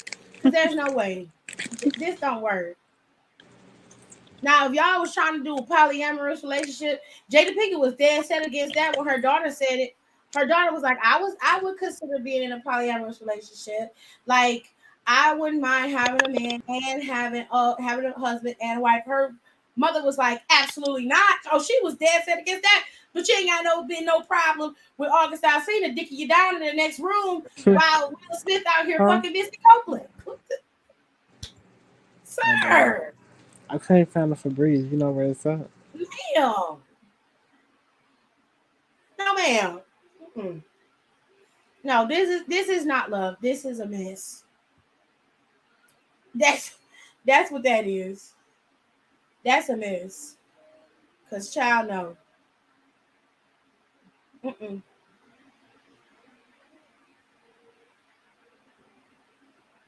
I don't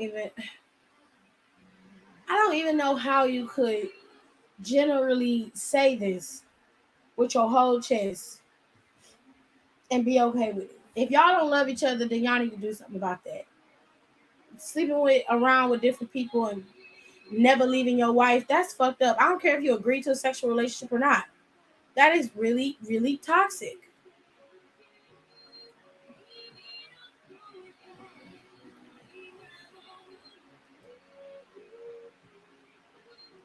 A bar is a pill that's really a drug. It's not like you be going through a lot, Nika.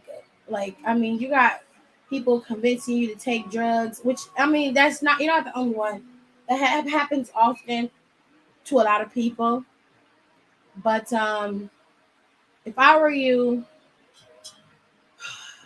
again, you gotta get those toxic people out your life, and you gotta start focusing on you and the positive aspects. So if you're Christian and you pray, keep God first, pray, and keep your head straight and try to do right, and things will change. You know what I'm saying? The game over. Okay, just an interlude. halfway through. All right.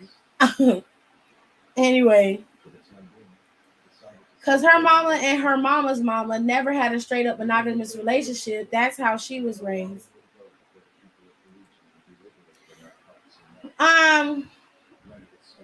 So that's okay because everybody else didn't have a monogamous relationship, and that's the behavior you exhibit. I'm gonna drink my water because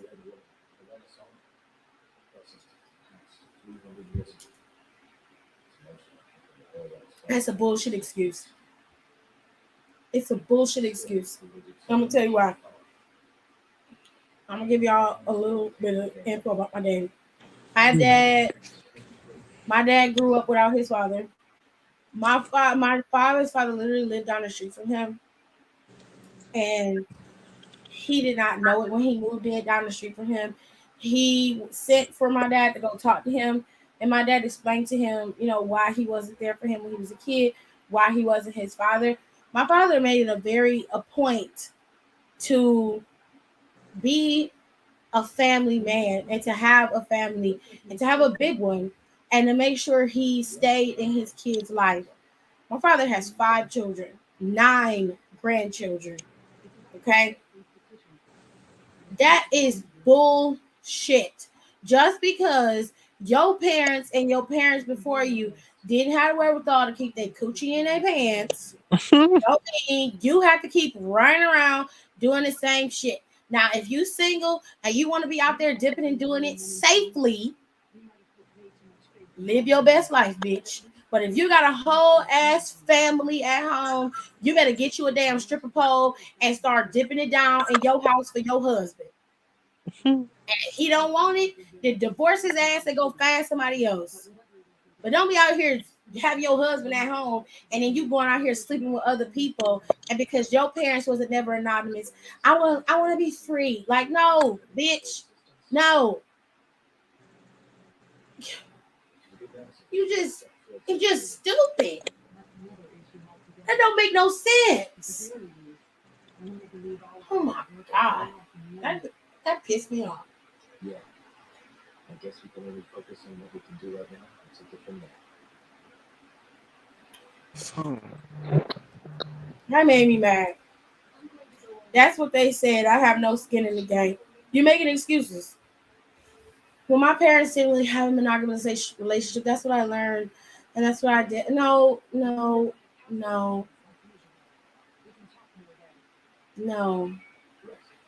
Because you don't always have to go that same route. You chose that route.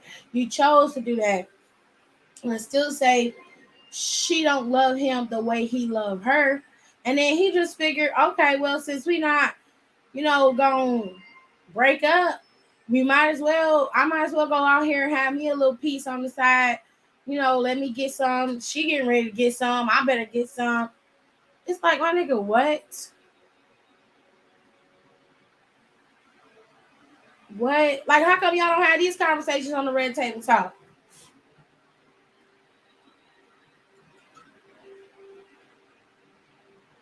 Where that conversation at? I want to have a conversation where we talk about you having a relationship with somebody else, your husband sleeping with somebody else. Where that conversation at?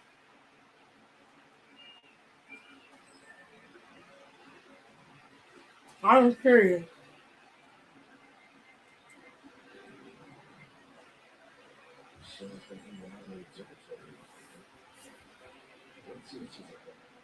So let me get this right. You're married to a man for over 20 plus years. Logically, falling out of love can happen. Okay? Instead of you fixing it or separating, y'all stay in a relationship, live separate lives, and have relationships with other people. Now, you expect said people to accept the parameters of your relationship with them while you break the boundaries and parameters of your main relationship, right? You expect them not to fall in love with you. You expect them to be, 100% quiet about the relationship while you try to figure out what you want to do with your wife. That is selfish. And your husband. That is selfish. That is disrespectful. I'm sorry.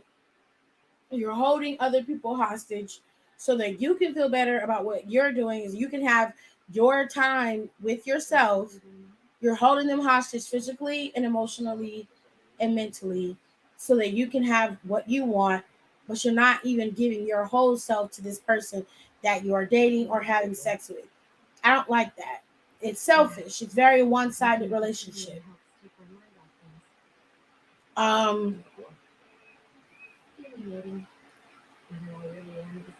You now are trying to be friends. You are friends, and their friendship is growing every day. At this point, I don't give a shit.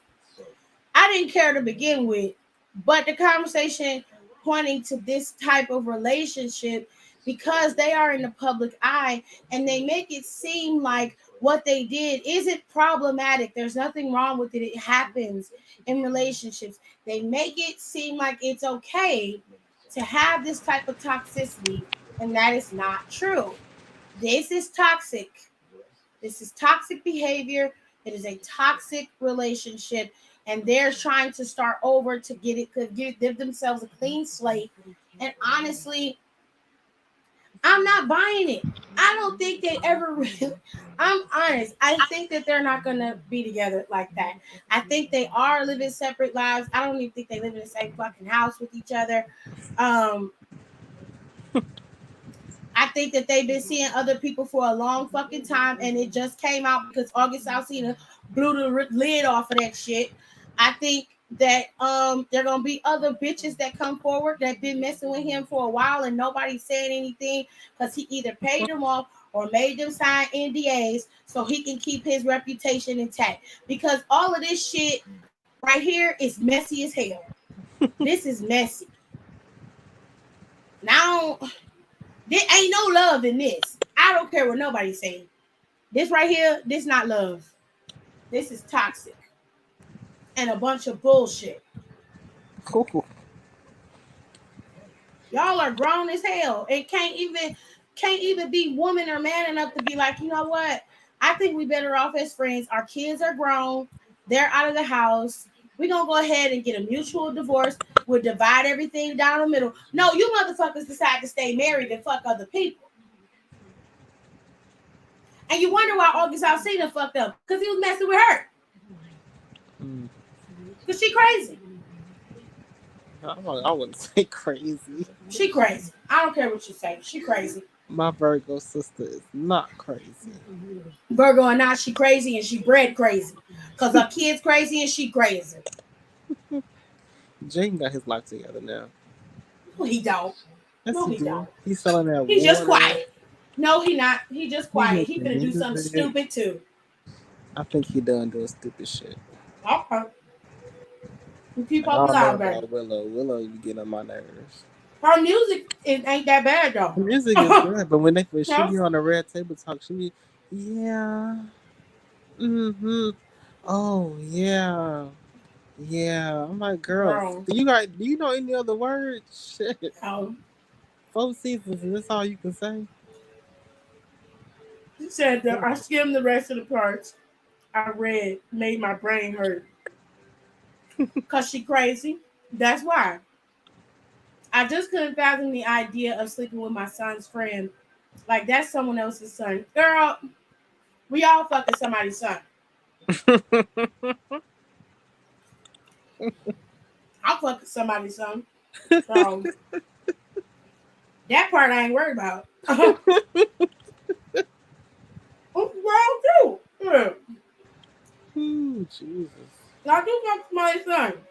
Yeah, I'm slept over a couple of somebody's son. Okay. That part you can't control. But what you can control is keeping your coochie to yourself when your son is sitting there with his friend and they making music. That part. You out here ruining relationships, not only your own, but your son's with somebody else. See, that's what I'm talking about. It's toxic. She did do that kind of snake like. Yeah. I'm not gonna lie. Absolutely not. Virgos love to help people, and she probably Who she helped? All she helped herself was some dick. That's what she did. You know, it started. I'm gonna tell you how it started off. It started off she was in hustling, or Jaden probably told her so. She's like, "Well, I'm gonna check on her. Let me see what I can he do." real hurt. Well, I hear She's you like, have a "Oh, I problem. heard. What really helps you to get through the process, you have somebody to talk to, somebody to lean on." Oh yeah, she would know, Man, right? probably, Groomed them right into her drawers. Yep. Nasty bitch. I wasn't worried about that part. It's just that she messed around with someone who she could see as a son figure. See, y'all see him as a son figure. She was like this. I don't believe she did. She saw him as an adult. Okay. She saw him was having a rough time. Man.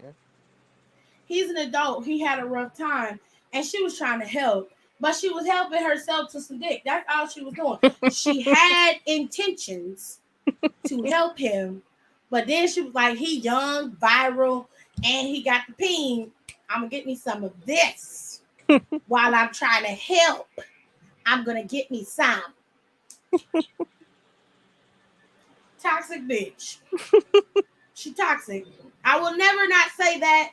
I'm not gonna say she's not a good person, because I believe at her core she is a good person, but she's toxic as hell. And Will Smith is just as toxic as she is. He come across with Tupac, and Tupac was toxic.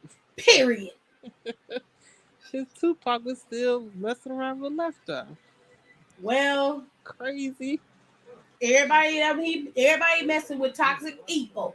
I guess they the toxic attraction, bitch, because you motherfuckers are crazy. That is not an ideal situation to be in. Like, I don't mentally, how do you put that out there for everybody to hear and then sit and say to yourself, well, we figured out a way to work this out. On paper, it just looked like a big ass Jerry Springer episode, bitch. How do you do that? And then you sit up and be like, well, we're friends now and we're growing in our friendship. Bitch, just divorce the man.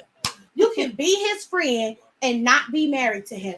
Why are you still with him? It's giving, we got too much money tied up together and I don't want to go through the process of dividing this shit up.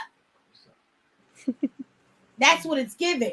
And if that's the case, fuck it. Keep it going. And if you motherfuckers is out here messing with him and her, knowing that they got a wife and a husband that they are not going to ever leave, you're putting yourself in a position to never get what you want in life, and you're going to be hurt. You're going to be hurt a lot of days because he never going to leave her and she ain't going to never leave him.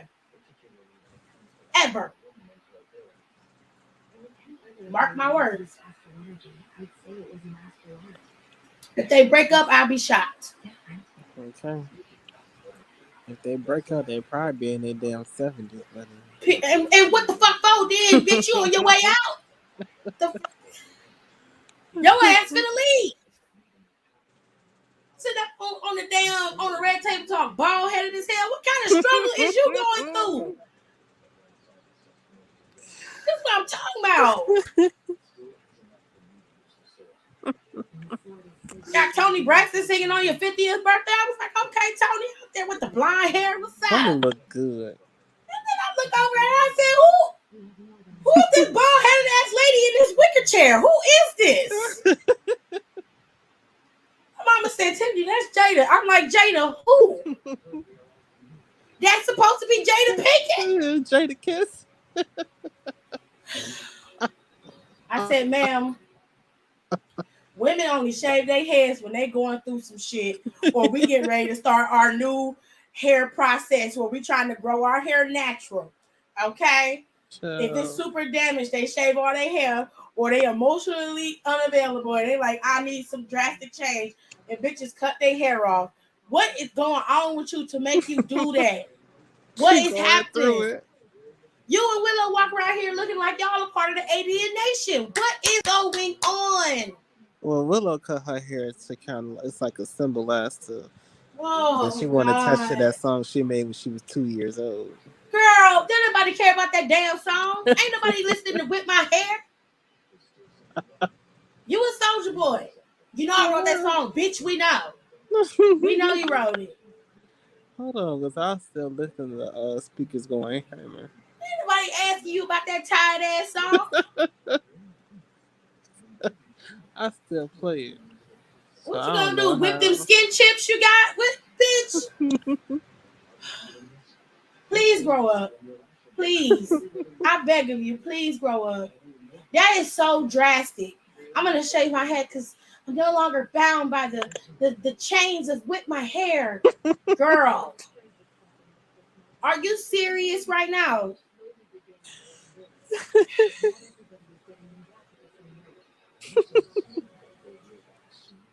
No, ma'am. I personally like her when she got hair, but hey, I feel like she done this bald head thing too many times. It's tired. At this point, girl, if you want to be bald headed, I don't give a damn. But don't make it this artsy fartsy bullshit. Just tell everybody you don't feel like doing your hair. Because I've seen girls cut their hair off because they do not feel like doing it. I'm tired of putting all this conditioner and shampoo in here. I'm sick of that shit. Okay, cool. Boom. Okay. They be doing that shit on TikTok. Boom. That's a legitimate reason to shave your head. Not from some tired ass song you made when you was 13. That you still getting paid for streams for. But you no longer bound by this song. Shut the fuck up. Just shut up. Because I'm sick of you, your mama, your daddy, and your crazy ass brother. All of y'all are out y'all rabbit ass mind. The only one of y'all that got any fucking sense is his older son. He the only one. You'll never hear no bullshit about him. The boy play football. He doing his thing. He eat his shit. He go about his business. You motherfuckers always got to be in the limelight doing something stupid. Or saying something stupid. So irritated by you. You got to go. You got to get off my screen. You're just upsetting. You're so upsetting. We're probably talking about love, but these motherfuckers ain't love. That is toxic. Okay? Don't do that. And don't model your relationship after nobody. Don't do that either. Because that's dangerous territory. You don't know what people really going through behind closed doors. Tyler Perry was with this model woman for years. I swear he had that woman kidnapped in the basement. I ain't seen that woman but one fucking time. And that was when he had the party for the haves and the have-nots. It was their rap party. He did it every year. And I saw a picture of him and her together. That is the only time I have ever seen her. She got pregnant. They have a son. And ain't nobody seen them. And I'm sitting here like, I know these motherfuckers exist. I be asking about her sometimes. Like, where your wife at? Right? He never be saying nothing. He love bringing out Madea though. Right? Now he come on the red carpet. He goes to the Golden Globes. He goes to the Emmys, NAACP awards, all that shit. He be by himself. There don't be no little baby. There don't be no wife. There don't be nobody. Just be him. Just be him. I'm like, I know you're not single. Where's she at? What did you do? Do you got her locked up? Let her go if you got her locked up. Like, think of what is going on? I'm not saying she have to be with him all the time, but Tyler Perry been with that lady for the longest time since he got his deal with TBS to start making Meet the Browns and House of Pain, the first version of House of Pain. He was with her then. And that's been what, like 5-6 years ago, Jared? Almost 10 maybe? When House of Pain first started coming on TV? Yeah, it's been almost 10 since the first premiere. Now, I was still working at EMS when the original House of Pain premiered. Right. So, like, people are saying, though, he just recently, what was it, earlier this year, he came out and said that he's single. That he ain't in a relationship with nobody. And I'm like, we ain't seen the bitch in 80,000 years. So,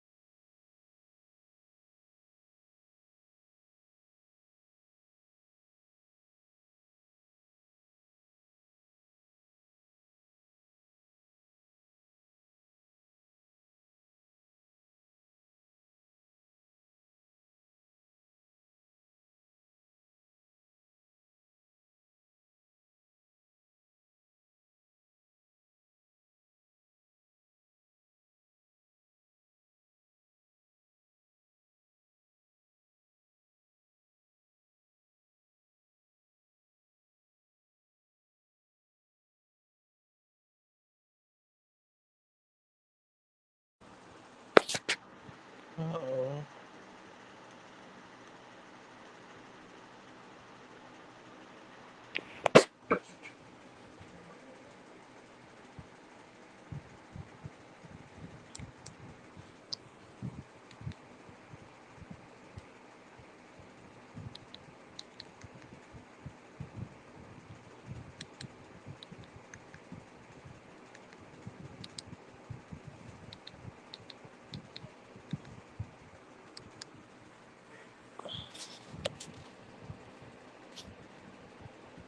Hello. What happened to The Tiffany, y'all? sneaker term how they condense it down. Instead of just saying black and red, just call it bread. Oh, some lazy ass motherfuckers. It's stupid, I know. Oh, there it go. Ooh, what happened? I got kicked out. Probably because I was cussing people out. Hell no, bitch. Rick cutting you off. Not Tyler Perry shit. His ass be making movies and about his goddamn self. Okay. Yeah, about something because he got a son. Matter of fact, hold on. Let me Google that shit. Oh, we have some goddamn paradox shit going on here.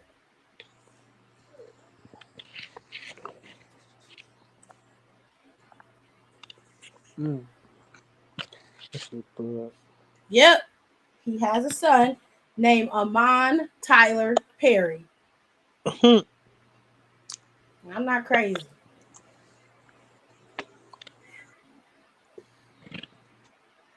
His ex-fiance's name was Galia. It was Galila Beckley, I think that's how you say it. She is from Ethiopia.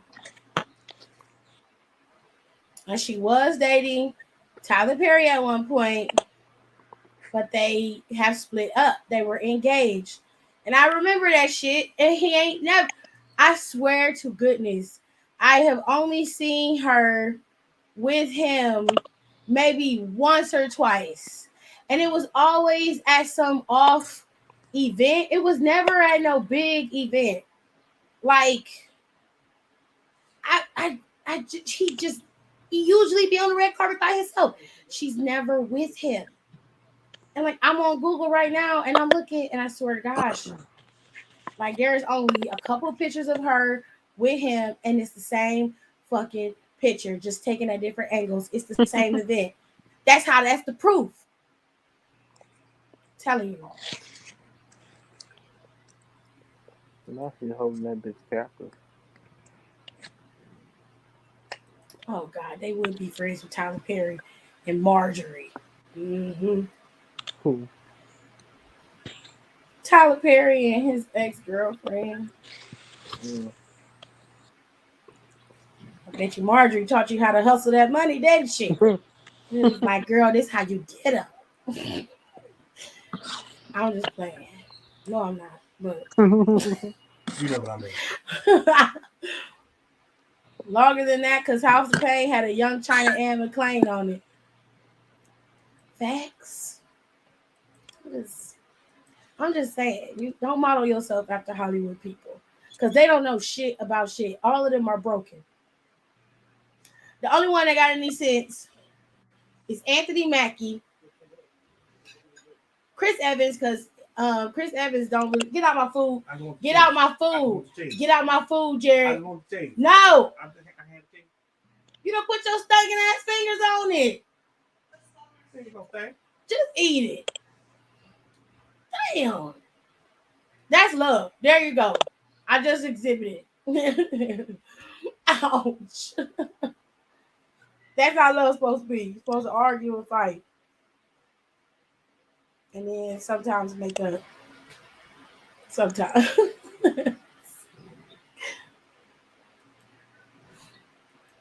Anyways.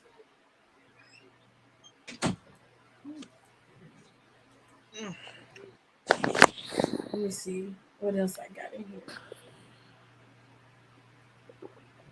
Yeah, I just found these two. This craziness here. This statement just baffled me though. It says Will Smith confirms that Jada is not the only one who stepped out on their marriage. He once had thoughts of dating Halle Berry on the side. My question is, what makes you think she wanted to date you on the side? I mean, I hear Halle Berry crazy too. Touch, right. So she probably would have because she crazy. But I'm saying though, it's the audacity. It's the audacity for me. Has to be the audacity for me. I mean, I just want to understand why you felt like that statement was okay. Too loud. That's all I wanted to know. I'm very curious about that.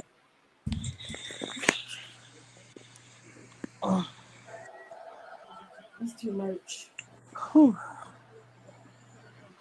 Oh, that was a good piece of cake.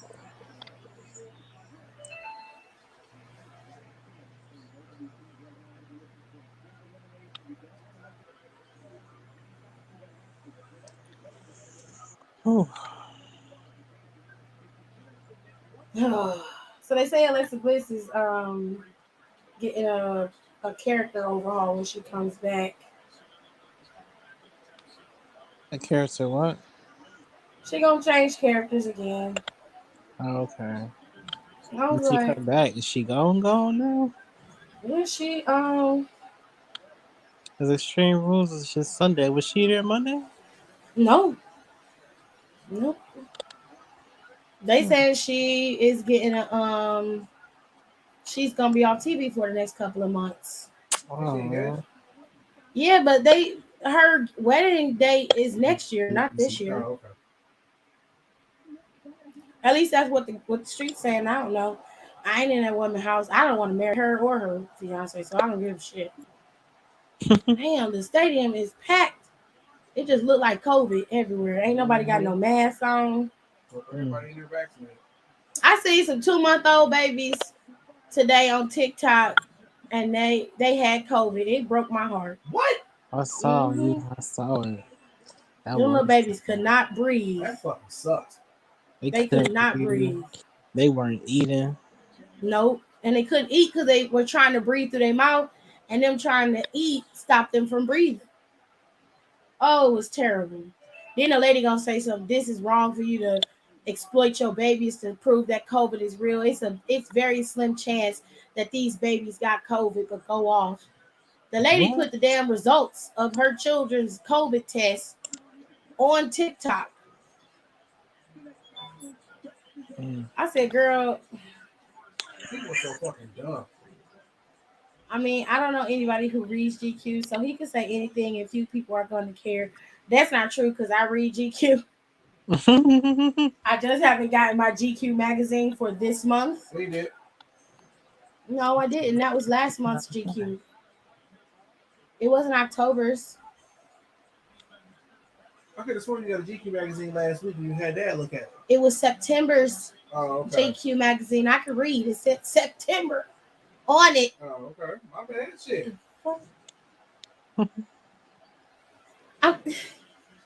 I said I haven't gotten that issue yet, baby.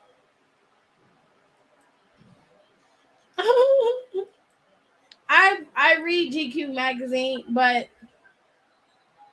I usually look at it to see what the fashions be about. And here lately, I ain't been feeling that too much either. And they used to put like a lot of different cologne ads in their magazine, but they don't do that shit no more either. Which I love cologne. I don't Maybe cologne understand as in what is that? I think it's ESPN or Sports Illustrated. In Sports Illustrated, it's a cologne ad. It's one of these, or Men's Health. So one of these magazines. Men's Health, that makes sense. I had a year supply of.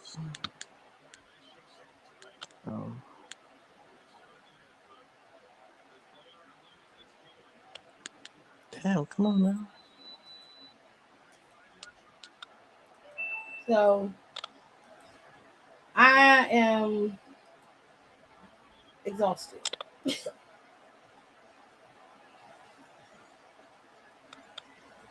I have no idea what to talk about now. Did we? What's today? Thursday? Mm-hmm.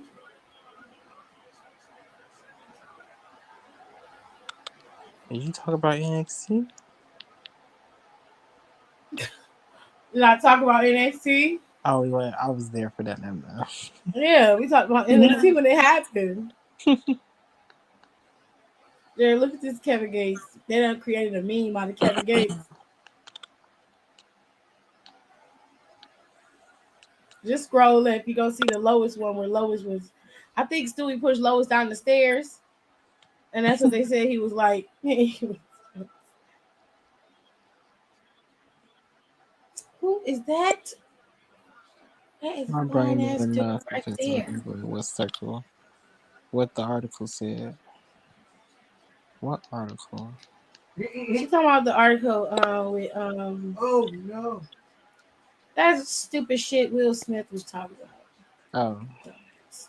In the GQ magazine. That ain't that the one where he pushed Stewie down, she pushed her down the stairs? I knew that was it. But this one ain't we talking about him wilding in the Jamaican club. Oh, the Jaguars lost. Yeah. Oh, so sorry. Mm. I just want to see how it's gonna turn out. I knew it was a minute left. Well, Tony Khan didn't need that win, no way. They don't need it. They got AEW, remember? That's a win. His son got AEW. He paying for it, so he got to win too. I don't know where you think that money coming from, but it sure ain't coming out the sky. Well, AEW technically ain't winning either, so you losing on both fronts. Well, they say they winning real good. Okay. They say they winning real good. That's what your mouth said. Wow, to answer your question, I don't know what Jessica May has on. Did you see it? I'm looking at it right now. It's a lot going on. You see what I'm saying? It just did not hit. And like they didn't take a good enough picture of her. And when they did this picture, she covered it up. So it looked like it was a cute little color block moment. But bitch, it's not. Like that's actually a jacket over a nude two-piece. And then she got these fucking boots on. It's the boots. Like she would have had like some nude shoes or at least some clear shoes or white shoes. I wouldn't have mad the jacket, but you got the jacket on with the shoes that's pink. It was too much going on. You just look and like you could have tied it all together. I mean, you just put some pieces together and was like, "Hey, this gonna work. This gonna work. It's real cute. This is fire." You like Frankie? You like this? This cute. Cute. Okay. Cool. She's gonna say, "Yeah, girl, okay." Frankie like, no, it doesn't look good. It's the way she wearing it. It's just the way she wearing it because I feel like that strap's supposed to go across your breast and not under it. It was literally sitting under her boob. I'm like, that don't look right. Why doesn't it look right? I'm like, y'all be disappointed. It was so disappointing. All that body and y'all you can't find nothing decent to put on or to pair it. I'm like, God, I'm so jealous of y'all. In fucking Florida. You can find something. So jealous. I'm like, y'all are small women. Y'all don't have a lot of body to fit nothing in. Y'all can go anywhere and buy anything and make it look expensive. Damn.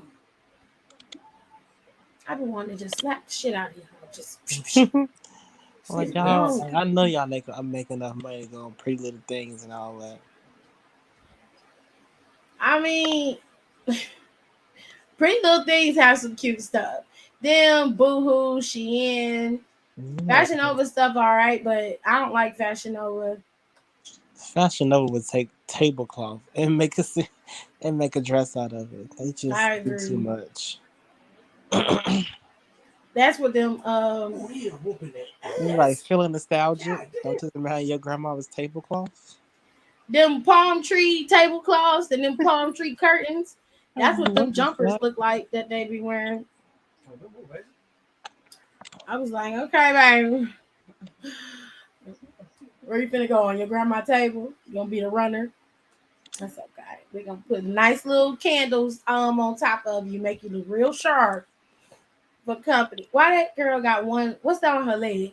Is that a leg compression? Yeah. It's only on one of her legs though. That's on. Just let you put it on. And why the other short hiked all the way up? What's happening, Jared? Because the compression sleeve, how she has it, she has that particular short leg rolled up. So that's why one side is up higher than the other. That's how she designed. I mean, she looked like she finna go wrestle. Look like she got on one of Ruby Riot's gear. I don't understand what's going on here. And it's a lot of ass out here jiggling, Jared. If this compression, where the compression part at? It's not compressing nothing. I guess ain't you out here double caked up on a Tuesday? Ain't there what's to compress? The other girl's shorts is average, and her shorts is around her butt cheeks. Yeah, beat that big Good bitch. shot. Oh my god. It's a sheep missing its fur. All the fur on them boots. Kenny, No, yeah, Diana, the charge is out there. you are so stupid. Ugh, that was an ugly shot. I like her outfit. I think she looks cute. Personally.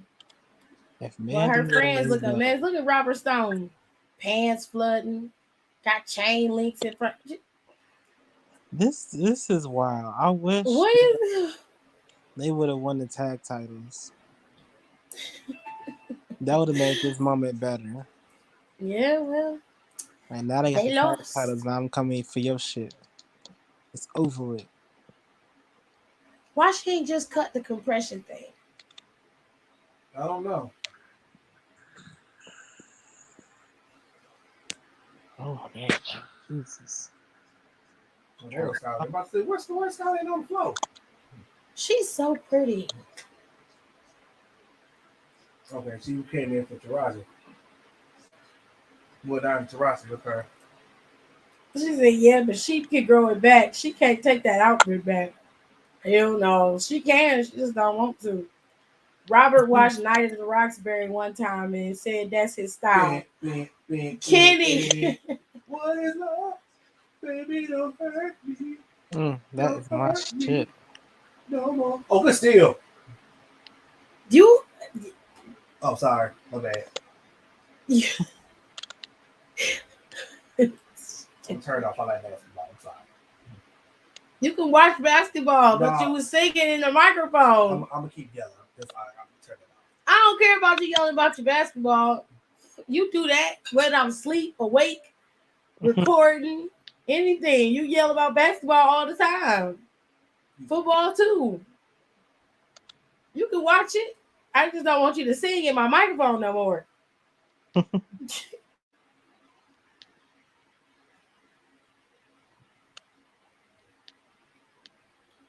Anyways, I'm gonna go because I think we had enough talk about stupid relationships. Not me singing back in response to Gerard. No regrets. Fucking stupid. Fuck y'all. Shit. I'm be mad that song's a hit. Shut up. Since we're not talking about nothing, I'm gonna go. I'll probably be back in here tomorrow to talk about the draft. It's easier to do it over here than it is on Instagram. Oh, dang, it does start tomorrow. Yes, sir. The draft is tomorrow. Maybe the Street Profits can go back to Raw or something and be a heel faction. I don't know what they're going to do. It just seemed like they done muddied up the water, so nobody knows what they're going to do, which is fine. You know, it's a little smart.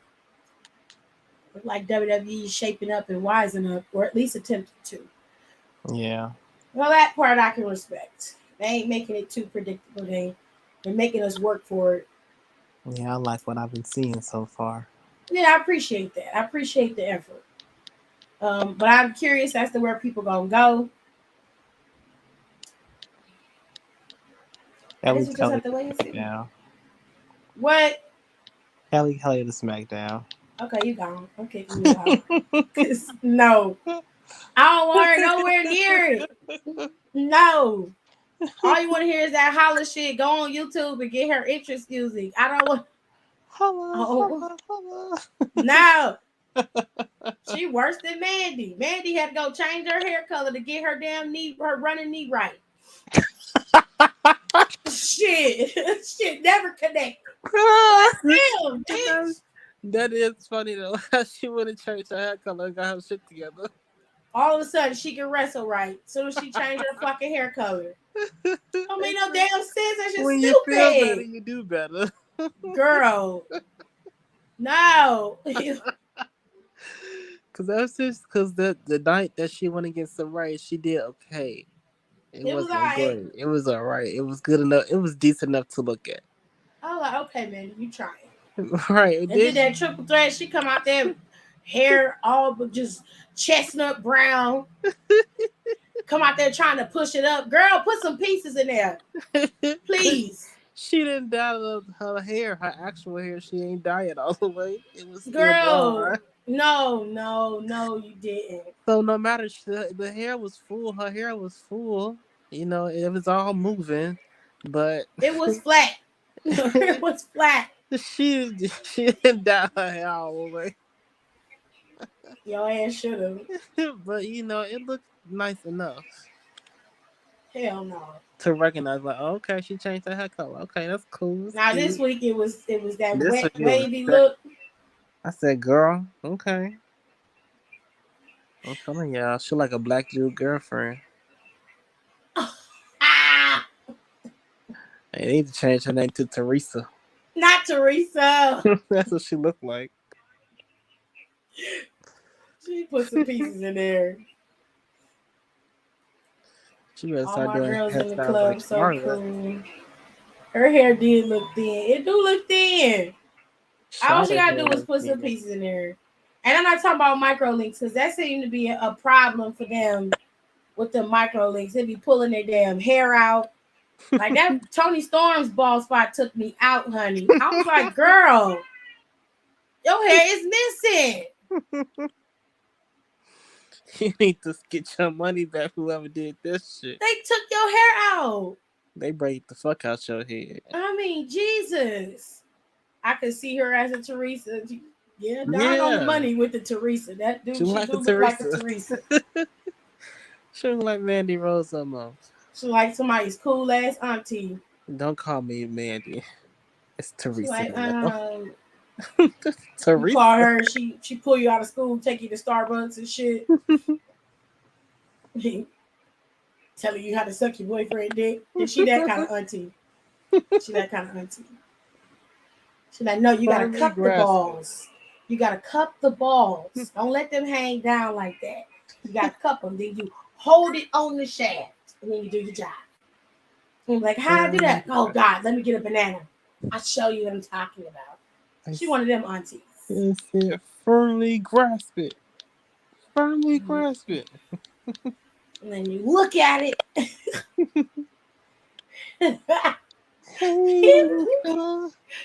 Hey, Like, it Gucci. Y'all gonna get slapped doing that stupid shit. okay. Fuck is you doing down there? So I'm like, yo, get the fuck off me, bro. Like, go. I'm like, what? I was doing something really special. Got you over there rolling. Cause she do like a Teresa. If y'all ain't listened to our roast sessions yet, y'all definitely should. Okay. When we did the roast sessions, you was at work, Don. I know. Because when you posted it, I was at work listening to it. I said, damn. They going in, ain't they? We did the roast sessions and it was funny. First, Janae had to go in on Drew McIntyre. I can't stand her. She killed my damn nerves.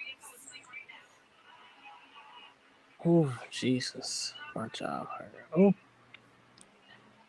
But it's a funny show. You should definitely go listen to it. But that's a good place to laugh, take your mind off some shit. Yes.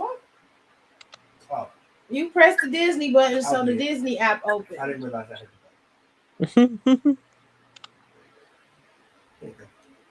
Oh, y'all.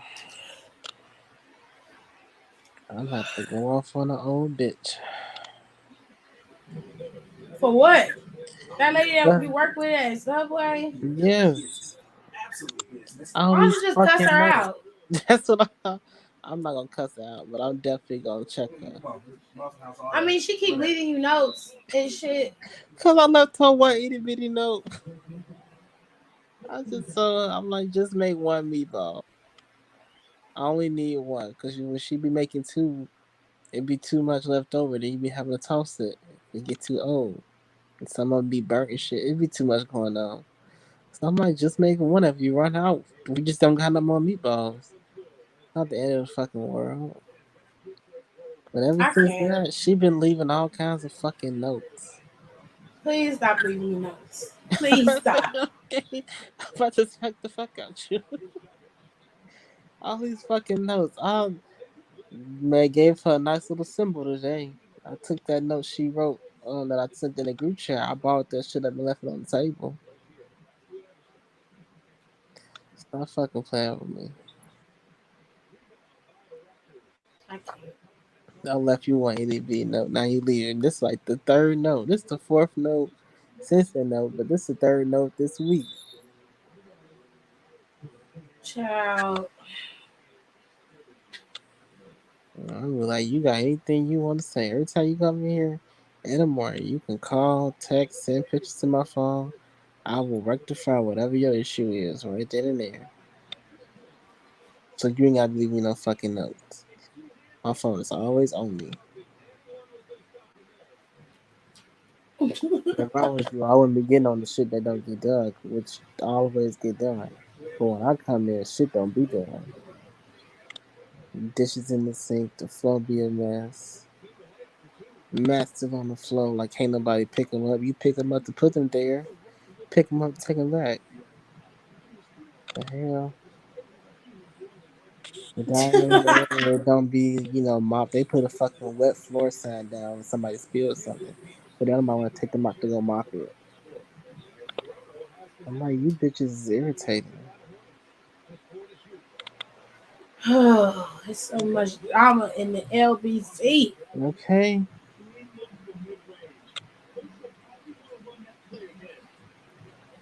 Oh Lord. Just too much. Then the old lady from my day job trying to talk to me today. I ain't say shit to that girl. Why you ain't say nothing? Cause we ain't got nothing to talk about. Was she trying to make conversation? No, old ass snitch. What? That lady a snitch.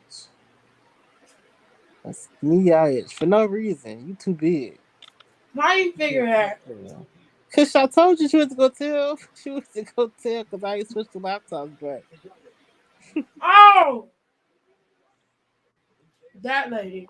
Yeah. Okay. I thought you were talking about different lady. No. That lady. Very irritating as hell. We ain't got shit to talk about. Don't talk to me. Cause you just showed your whole ass yesterday. For no reason. Cause ain't no way Now you want to to be my friend. Okay. She said good morning. You can You choke. just sat there. Yeah, I just sat there. Ain't fucking talking to me. If I sneeze, let me say bless you. I don't want your blessing. Sir. Keep it. But other than that, she was talking to me. I heard her, but I wasn't listening because I was watching TV on my phone, catching up on my shows. I was doing my work.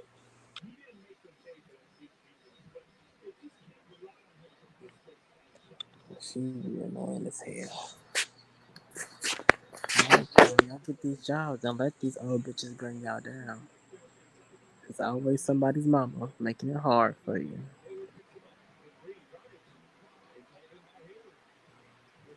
All the New York energy. Who got New What York the fuck? energy? I'm not from New York.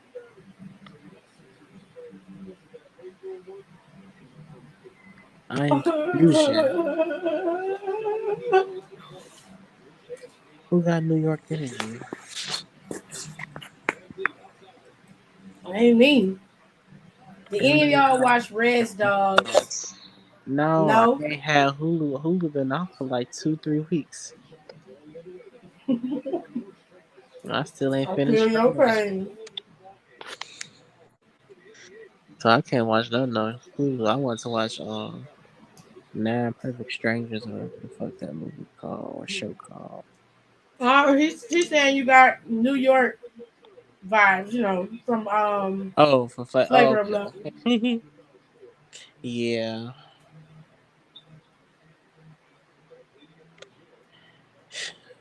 What's wrong with you? There's a sound bite of hers where she's like, and I'll be there, open arms and open Open leg legs and an and an open mouth. open mouth. And I'm like, bitch, what? She was talking about the white dude because he had a big dick. And I was like, girl. My favorite part of Big Brother, she was like, somebody told her she was fly, hot, and sexy. And she's nothing like that. She's nothing of the sort. She's Mm, like, she doesn't even have the vernacular that she thinks that she has. mm. She was like, the shoes was old, maiden. She And has they were no such filter. beautiful shoes. She shouldn't have picked them up. Oh my God. But that bitch deserved it. I want my shoes. She said, "You want your shoes back?" She said, "Yeah, I want my." She said, "Oh, you can have your fucking shoes." She said, "I just asked to borrow it, bitch. I don't want your shit. I got my own shit." That video is funny. That whole little line, that whole little scene, it's crazy. You are stupid. You just gotta watch her clips. New York's funniest moments. That shit is hilarious. I was looking back at the old Flavor of Love, especially the second season. I was like, this bitch had a lot of balls. I would have yanked her fucking feet off that table. Period. Tell me, you ain't gonna do shit. Bitch, watch me. I have to trip your ass on this fucking table. You gonna do one or two things. Fall flat on your back, or you gonna break your ankle. There's a movie on Hulu, and the wife and husband go to get a baby artificially, and the whole time the husband is fucking the male doctor they go to, and they be drugging the wife. What? And having sex on top of her? Oh, Jesus. Kenny, what the fuck? What is that called? I'm finna Google it. Hulu movie husband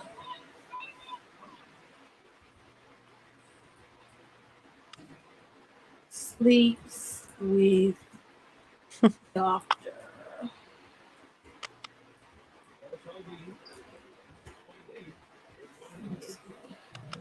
Is it called Behind Her Eyes Before I Sleep?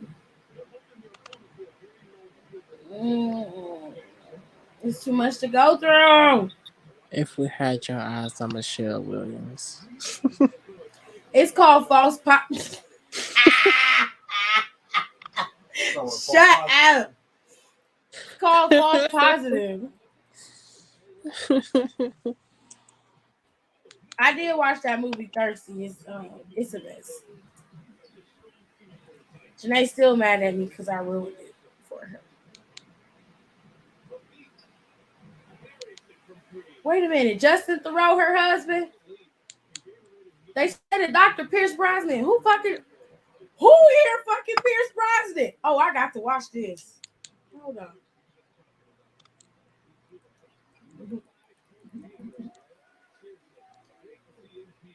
I would pay money to see Pierce Brosnan bent over a table.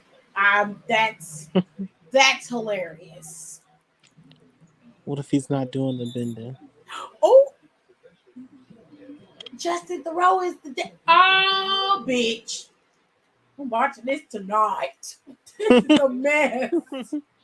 Oh, Where it's is so that? messy. It's on Netflix. It's on Hulu. Oh, dang. They said it's a thriller horror.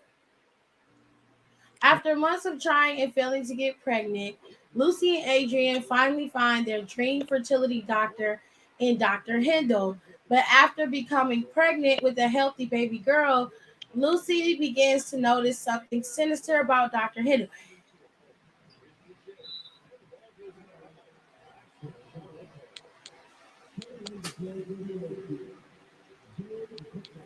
Well, shit. I mean, he fucking your wife, yo. Fucking your husband while you carrying your child.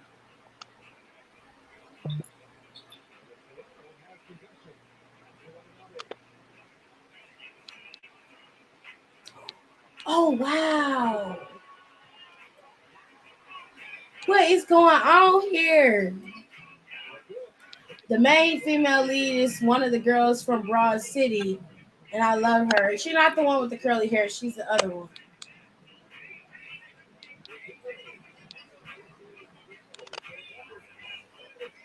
This might be a good movie for movie night.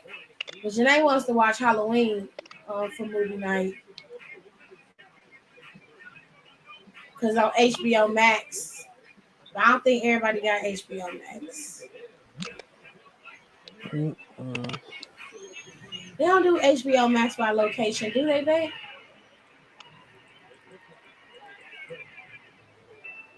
Maybe listen. Mm. Is the HBO Max set up by location or just the login? I think it's just the login. I can't remember. There is an app that Janae said we can use to share the movie, but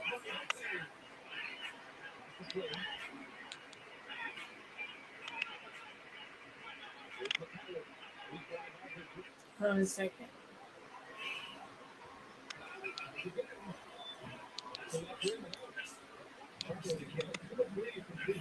It's supposed to show when it's coming on. I don't see it. It's the girl with the curly hair, Lana Glazer. Don't look like it to me. Is it because her hair is short? Because her hair long in this movie. I done seen Halloween. I don't know how many times. That shit does not move me. That's why that's the only horror movie I'm watching. I'm not watching no other ones. FaceTime got it now too, where you can watch movies with your friends on Androids and shit. Well, hell, I could just put the shit on the damn Zoom and watch it. Y'all can see it on it. Because everybody might not have HBO Max. It's supposed to come on HBO Max. Oh, now you put Promising Young Woman up here. You dirty bastards. Damn it.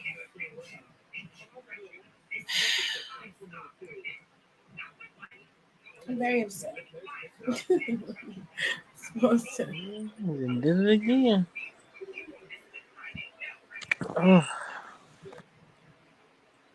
Oh, he is so I didn't see Halloween. I don't know. FaceTime got now to where you can watch movies with your friends on Androids and shit. Yeah. I think that's what Janae was talking about. I can't do it because my fucking phone didn't update yet. Well, what you waiting on? It won't let me do it. Why? I don't know. It just says unknown error. I don't know what the fuck you mean unknown, bitch. You obviously you know what the issue is. You know it's So a what the fucking fuck you issue. mean? Ooh, they got some good movies up here. The Color Purple, Hairspray, Cabaret. Willy Wonka. I love that movie. Willy Wonka. Dreamgirls, Little Shop of Horrors, The Wizard of Oz, A Streetcar Named Desire. Ooh, they You got need to some watch good Big shit. Your Friends. You was telling me that movie was funny. It was. That shit was wild.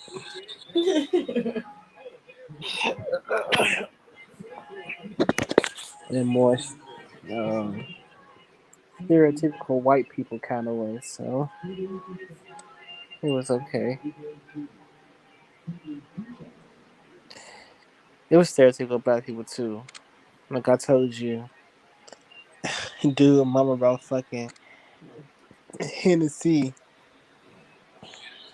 as a A gift, mess. to the daughter's daddy for setting up the wedding and shit. That's ghetto as hell. I was Just like, ghetto. fucking Hennessy, so I was gonna bring the wine glasses. With Hennessy, That what the fuck? shit was Where's so Promising Young funny. Woman? It's on HBO Max. They said, "Where's It's what?"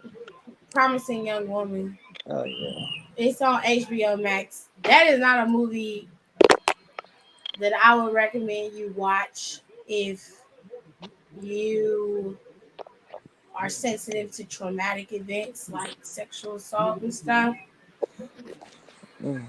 because it's really bad.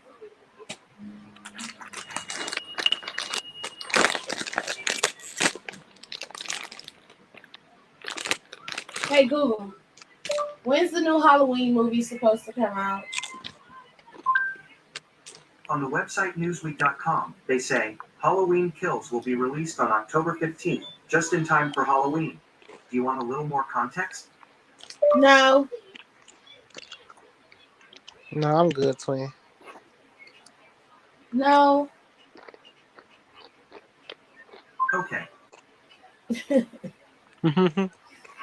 I wonder if they ever found their Johnny Cage for the next Mortal Kombat. Y'all wanted to be me so fucking bad. I said it'd be cool, but I also said no because he old.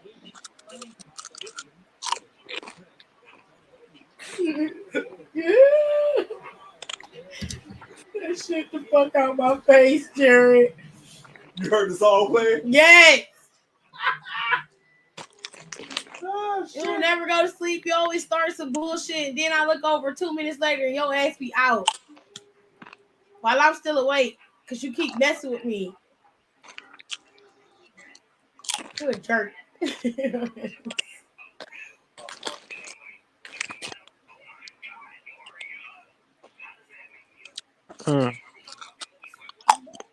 Now I was watching Puss in Boots. How was I? I wonder if they. I mean, who would I want them to play Johnny Cage? Like at this point, just make it so that it's funny, and it's got to be not funny, but better than the original, because The this original's Mortal already a trip. Kombat was okay, but it just feel like they combined two movies together. I like the movie. I think the movie was great, but it just feel like they combined two movies together when they should have made the Scorpion and Sub-Zero movie a movie of its own, and then went into the story with Connor. And I think it would have worked out better if they had did it that way rather than keeping them all slammed in together. It just felt like they didn't do it right. Right. If that makes sense. Because you had the old Sub-Zero trying to fight the new Scorpion. It was weird. Yeah.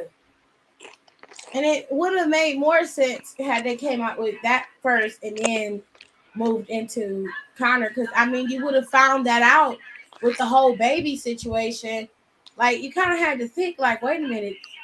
He must be a descendant because there was a baby left in the floor after Sub-Zero killed all the Scorpion's family.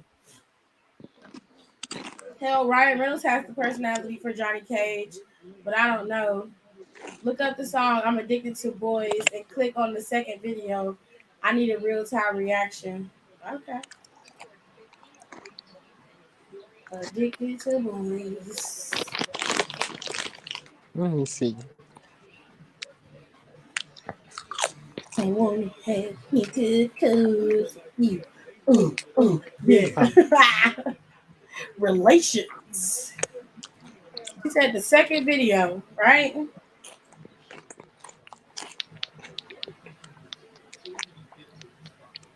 Wait, let me go Addicted to to the. Boys. Is it a channel? Like the first video came up. I see Addicted to Boys, and I see 9-year-old boy addicted to porn was so violent that his sisters were. Oh my god! Is that what you see? That's what I see. I see a dude standing there with a. Oh, I see somebody talking about. Their name is JR, and he the king of gay music. But it's not a video. It's just his music. Is that what you're asking us to watch? Wait, is it this one? Is it Kitty? Is it by the Bay Boys? And they hold on, let me see. Are they on the beach? He said no, it's a music video. Is it by J Ardo? Yeah, because I'll send Don this because this dude, I can't hear what he's saying because I'm on my computer. But girl, he said I'm the king of gay music. I said, all right then, honey bunches. Okay.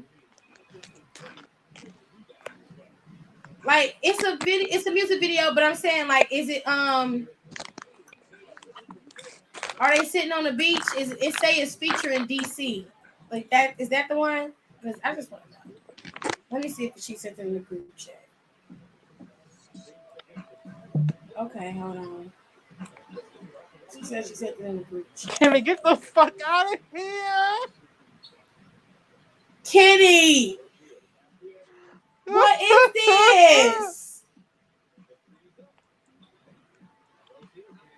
Boys, it takes more than swagger. You gotta have a That's the same dude. Jeez.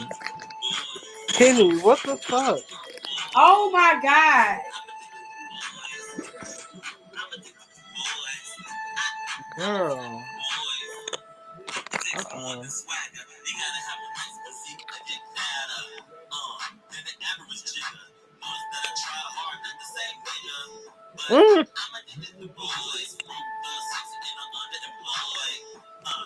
Oh wow.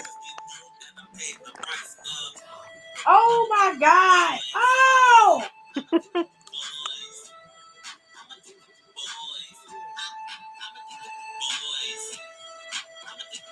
Bruh.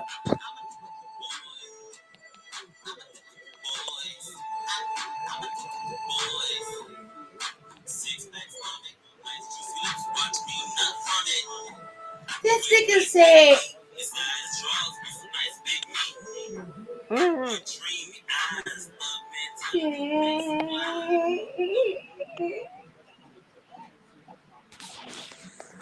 No.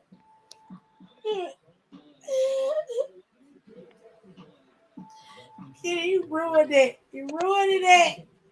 Not porn. Soiled it. Okay, so I found what you said. But this the full song. I found the full. What I came across was the full song. Bitch. Oh. The music video. Kenny, why you do that? Now she got y'all watching gay porn. Kenny, why? Why did you do that? You dead ass wrong, Kenny. Why you do me like that? I thought we was friends. You ain't shit. Oh, girl. Hell no. Oh, finally today. It's Friday. It wouldn't be so bad if the music wasn't trash. I mean, your video trash. You got grainy video and video of you filming people from behind. Just it came out 9 years ago. Oh shit! he trash and his music trash. No, 2012. Yeah, it's giving 2012 quality. It couldn't have looked like that in 2012. Shit. It Clear had but to look grainy like as the clearest hell. thing. He got like grainy and clear videos mixed together. 2012. That's what it is. I'm telling you. You're a golden dumbass. It's stupid. I hate it.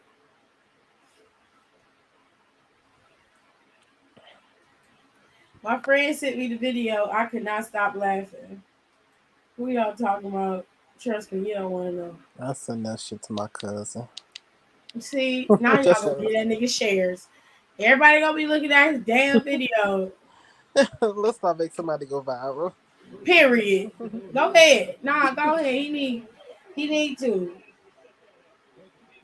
Out here stalking niggas and filming them without him knowing this shit.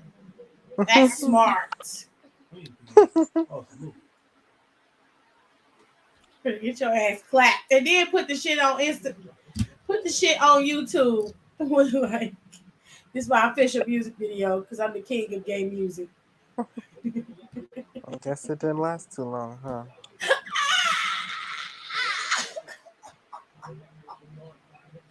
Shut up, Don.